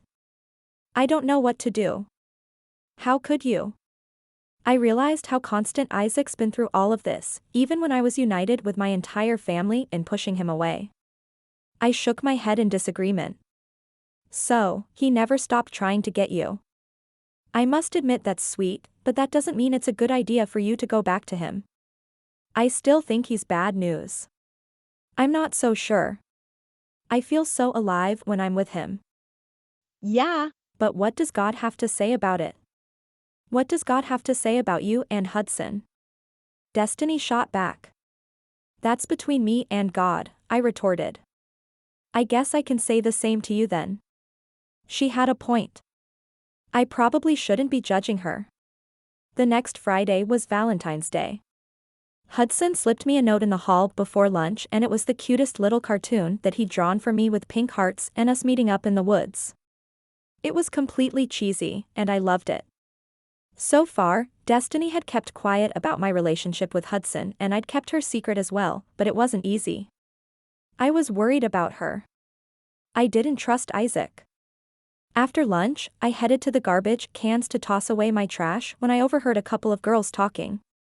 Did you know Isaac Robinson got Destiny Clark pregnant? I froze in place. I couldn't believe my ears. That couldn't possibly be true about Destiny. The second girl nodded. Yeah. I heard that yesterday. Figures, right? It's always the headmaster's son that ends up in trouble. Had Destiny been lying to me about Isaac all this time? How long had she been pregnant? Were these girls even telling the truth? I didn't know, but I knew her sneaking around had gone far enough. I had to tell Mom and Dad. Even if that meant she'd tell on me. That was a risk I'd have to take. Destiny could be in big trouble. Somehow, she'd convinced Mom and Dad to let her go on a date with Isaac to the Valentine's banquet tonight. They would have been fine with her going with Preston since he was a Mormon, but this was different altogether. I had to tell them before she left with him. After school, I pulled my mom aside into our family's office. Mom, I need to tell you something about Destiny. I'm worried about her. What's going on? She asked, her brow furrowed. I think Destiny may have been lying to us all this time about dating Preston. Why do you say that? Well, she told me that she's been texting Isaac using Preston's name as a cover-up so we wouldn't find out she was secretly texting him. Think about it. 4 months she doesn't leave Preston's side, and now she's right back with Isaac? Mom pressed her lips together like she was deep in thought. There's one more thing. She cocked an eyebrow at me like she was only half listening to me. What's that? I overheard some girls at school saying that Isaac got Destiny pregnant. Her eyes shot open wide. What? That's what I heard. I told you I was worried about her. Are you sure those aren't just jealous girls spreading nasty rumors? They didn't seem to be jealous. They acted like it was common knowledge. Mom frowned. Thank you for telling me. I'll talk to your dad about it. I left the office, hoping I hadn't made a mistake. A few hours later, after Destiny was all dolled up for the banquet, Mom and Dad confronted her about the pregnancy thing. It wasn't going so well, and Isaac showed up in the middle of it. I opened the door and let him inside. He glanced over my shoulder at the disaster going down between Destiny and our parents behind me. Mom, this is nuts. How can you guys even say this? Destiny said. How can we know for sure? You admitted yourself that you climbed out your window in the middle of the night to be with him, and the next thing we know you're lying to us about dating him. Michael said he'd heard rumors that you guys were sneaking out of class to meet each other under stairwells. I hadn't even heard about the sneaking out of class thing. Why hadn't Hudson and I thought to ever do that? I shook off the thought. I'd been distracted enough as it was from my studies by him. But he was worth it. At least we behaved ourselves at school. And then Olivia tells us you'd been secretly texting Isaac with Preston's name. All that time you'd been spending with Preston. What was that actually about? A cover-up so we wouldn't realize you were dating Isaac? You and Preston were inseparable for months, and now, all of a sudden, you're not? Michael said you won't talk about why you don't spend time with Preston anymore. It's none of his business, she said in an acidic tone. I clenched my fists and stepped into the room. I felt bad that Destiny was getting in so much trouble, but she was the one who was putting herself into danger. Isaac hung back in the foyer like he was scared to make his presence known. I didn't blame him. It was like World War III going down in there.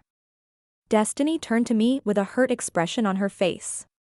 Livy, how could you tell Mom and Dad? What else was I supposed to do? This thing with Isaac has gone far enough. A flash of anger crossed her features. No, Olivia. She raised a shaking finger to point at me. You know what's gone far enough? You sneaking out to go see Hudson. My blood boiled. She really had gone there, hadn't she? Hudson? Dad said from the corner where he sat in an armchair. Who's Hudson? I stood frozen in place and stared at Destiny with a hardened expression. My nails dug into my palms. Yeah. Olivia. Tell Dad who Hudson is, Destiny taunted. And that's when I snapped. I screamed and put a hand over my mouth. All those months of hiding. All my carefully laid plans. Gone. Was it for nothing? The anger and frustration bubbled out of me, beyond my control. Shut up, Destiny. Shut up. No, I won't shut up. You repeat some bogus rumors you heard at school, and now you've got Mom and Dad convinced it's all true. Well, it's not. It's a bunch of lies Aspen made up because she's jealous Isaac doesn't want her anymore. Who is Hudson? Dad demanded again, this time louder. I clamped my mouth shut, my brain racing on overload. Thoughts and phrases jumbled together in my head, and the room began to spin. Answer me, Olivia. Dad bellowed. I blurted all I could think to say. He's a guy from school. Calm down, Ben, you're terrorizing her. I'm sure Olivia has a perfectly reasonable explanation for whatever Destiny's accusing her of. Some of the tension left my body and my shoulders slumped in relief. I had to say something. No, Mom. Destiny's telling the truth. Mom's mouth dropped open. What, she said, her brows scrunching in confusion. They would keep me from him. I'd never see him again. The words just tumbled out of my mouth. A string of bogus lies. It wasn't like me, but I couldn't stop myself. Hudson and I became friends after the paintball game, and we did sneak out together once. He's really crazy, and he likes to joke around all the time. This one night we kept daring each other to do crazy stuff, and he dared me to meet him in the woods. It was no big deal. We're just friends who like to one-up each other on wild, crazy dares. Destiny gave me a death glare, and I knew I was toast. What if she had screenshots of Hudson's text messages? I really hadn't thought this through very well. And now I was going to be in even worse trouble for lying. Destiny looked like she was about to explode with anger. And then something unexpected happened. Isaac cleared his throat and stepped into the doorway. I'd almost forgotten he was there. Destiny looked at him, and she bit her lip. Hopefully she was too embarrassed that he'd seen her making such a scene to continue throwing me under the bus to Mom and Dad. Mom turned around and looked at him. Isaac? I seriously owed the guy a huge batch of cookies. Too bad he couldn't have interrupted before Destiny tried destroying my life. Dad stood up from his spot in the corner and gave Isaac a stiff smile like he could barely tolerate the guy. Sorry to interrupt, but I'm here to pick up Destiny, Isaac said. Yes, Mom said. She's ready to go. Dad and Isaac had this weird stare-off, and then after an awkward, stiff exchange, Isaac managed to escape with Destiny. I couldn't believe they'd still let her go, but if they were going easy on her, maybe there was hope for me after all. I had a feeling that this disaster wasn't over. Chapter 15, Hudson. Hudson, you're never going to believe what happened, Olivia said over the phone. Oh. Somehow from the frantic tone of Olivia's voice it didn't sound good. I sat up in my bed, gripping my phone. What happened? Destiny told on me to my parents. How'd they take it? That's the thing. I'm not really sure. They were a little distracted with Isaac coming over to take Destiny to the banquet. But I may have fudged the truth a little bit, and I'm pretty sure they're going to find out as soon as Destiny gets back tonight. Why did she tell on you? She said she wasn't the tattletale type. Oh. Olivia stammered like she didn't quite know how to get the words out. I might have told them that there were rumors going around school that Destiny was pregnant. She got so mad and told our parents that I'd been sneaking out with you. I think I made a big mistake, and now I've ruined everything. They let Destiny go out with Isaac, right? I pointed out. Yeah. Then maybe they'll calm down about us. I think you should just apologize for lying to them and come clean. Just tell them the truth. About everything. Once they hear about how we helped Liliana, they'll calm down. I hadn't thought about that. Do they even know about her dad getting arrested? It's been all over the news. It has? Olivia asked. I guess that makes sense, but they haven't said anything to me about it. How about this? I'll come over tonight and we'll tell them the truth together. They're going to be a lot more likely to let us see each other if we're honest with them. I don't think so, Hudson. You don't know them like I do. You just said yourself that they're changing. Let's take this opportunity to make our move. The sooner the better. The idea of being able to see Olivia openly and hang out with her family was really appealing to me. You want to come over tonight? Olivia asked in a scared, small voice like she was considering the idea, but it still terrified her. Only if that's what you want. She was quiet for a moment. Okay. Good. I'll be there in about 15 minutes. I hung up with Olivia and ran a comb through my hair. I put on a button-down shirt and a clean pair of dark jeans. I pulled out my phone and did a search for a certain news article and bookmarked the page before slipping the device back into my jeans pocket. I rode my skateboard down the hill to Olivia's house, this time carrying it with me up to the house, stashing it in the bushes next to their front porch. I rang the doorbell. I rubbed my palms down the front of my jeans. Why was I suddenly nervous? The door opened, and Olivia's dad stood there, staring at me like he was sizing me up. I was suddenly glad that I'd taken the extra time to look tidy. Are you Hudson? Yes, sir. His hardened expression dropped. Come on in. He opened the door wider. Olivia says you live up on Walnut Ridge. Yes, sir. That's true. She also says you're a member of our church. Technically, that's true, but I haven't been since I was little. Well, you're welcome to come with us anytime. I held back the look of shock on my face and did my best to not react. I wasn't the most religious person, but if it would help them feel more comfortable about me hanging around, then I didn't mind going to church once in a while. My mom certainly wouldn't care. Her parents were still active Mormons. She'd just grown away from the habit of going. Mr. Clark led me into the family's formal living room. Olivia and her mom were already on the couch. Her dad took one of the armchairs, and I sat in the other one. Was it just me, or did it feel like we were going through some sort of trial? I wondered what else Olivia had told them, but she must have been a master at smoothing things out with her parents since I didn't see any pitchforks or torches around. Olivia looked at her parents. Mom, Dad. I need to tell you something.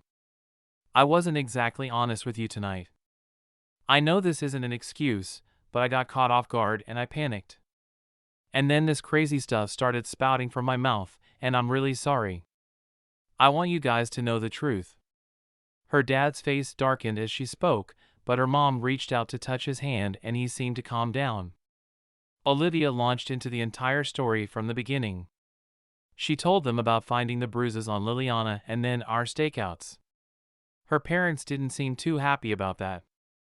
You should have come to us, Olivia. We could have helped you go through the proper channels. You're probably right. But we did what we thought was best for Liliana. Hudson was pretty much a hero the entire time. He caught Liliana's dad on video, being abusive to her. Finally, Liliana was okay telling the truth to the state, and she ended up reaching out to me, too. Hudson called the police on him, and the rest is in the newspapers. I pulled out my phone. I actually went to the paper myself and gave a statement.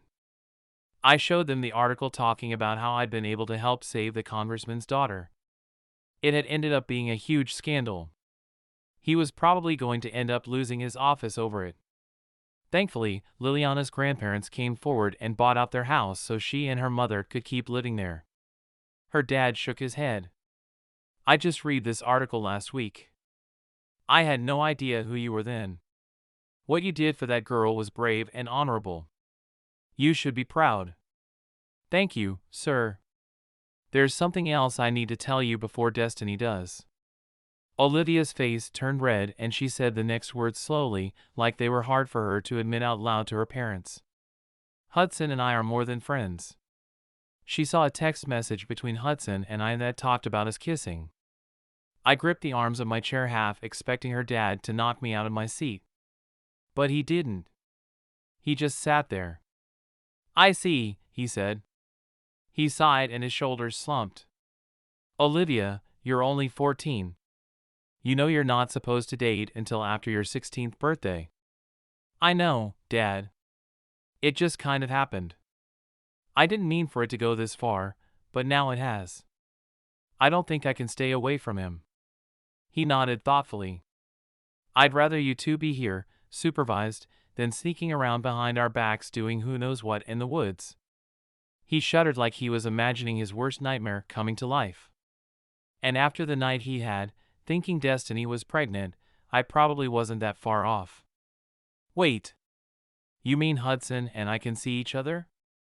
I'm not sure I have a choice at this point. I've done all I can to keep your sister locked up, and honestly, it could be a lot worse. At least he's a respectful guy with a good future ahead of him. You seem like a nice boy, Hudson, her mom said. We'd like to get to know you as well. I shifted in my chair. I wasn't a star student or the student body president like Isaac. But I cared about Olivia, and I wanted to treat her with all the respect she deserved. Just because we're letting you two see each other openly doesn't mean we're okay with you sneaking around until all hours of the night. Curfews will be kept, and rules will be respected, Olivia's mom said. She looked to her husband for confirmation, and he nodded his head, agreeing with her. Is that fair? Olivia bobbed her head. Her eyes were huge like she couldn't believe what she was hearing. I wasn't sure I could believe it either. Yes, ma'am, I said. Good. Mrs. Clark smiled. When is your mom available to come over for dinner?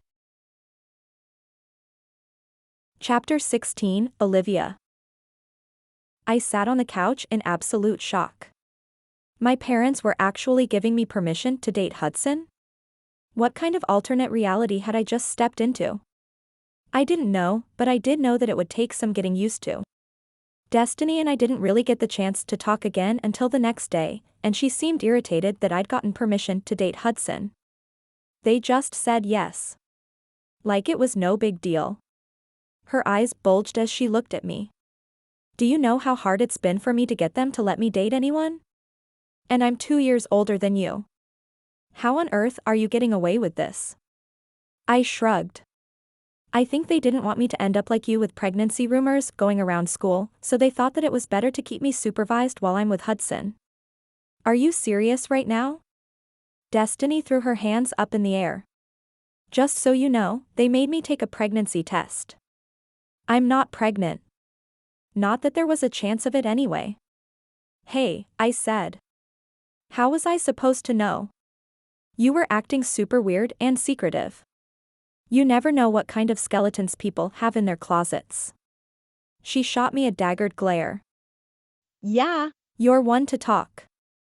At least I came clean and told them the truth. Turns out, that goes a long further than you'd think. But thanks for paving the way for me to be with Hudson anyway. I really do owe you one. Destiny rolled her eyes at me. Part of me wants to be mad at you right now for getting away with everything again, but I'm actually glad you're happy with Hudson. I was wrong about him. He's not as bad as I thought at first. I've actually gotten to be pretty good friends with him over the past several months. I smiled. Thanks, Destiny. I appreciate that. And I kind of figured out on my own that he's one of the good guys. I told her about how he was such a hero to Liliana. Destiny sat back in awe as she listened to my story.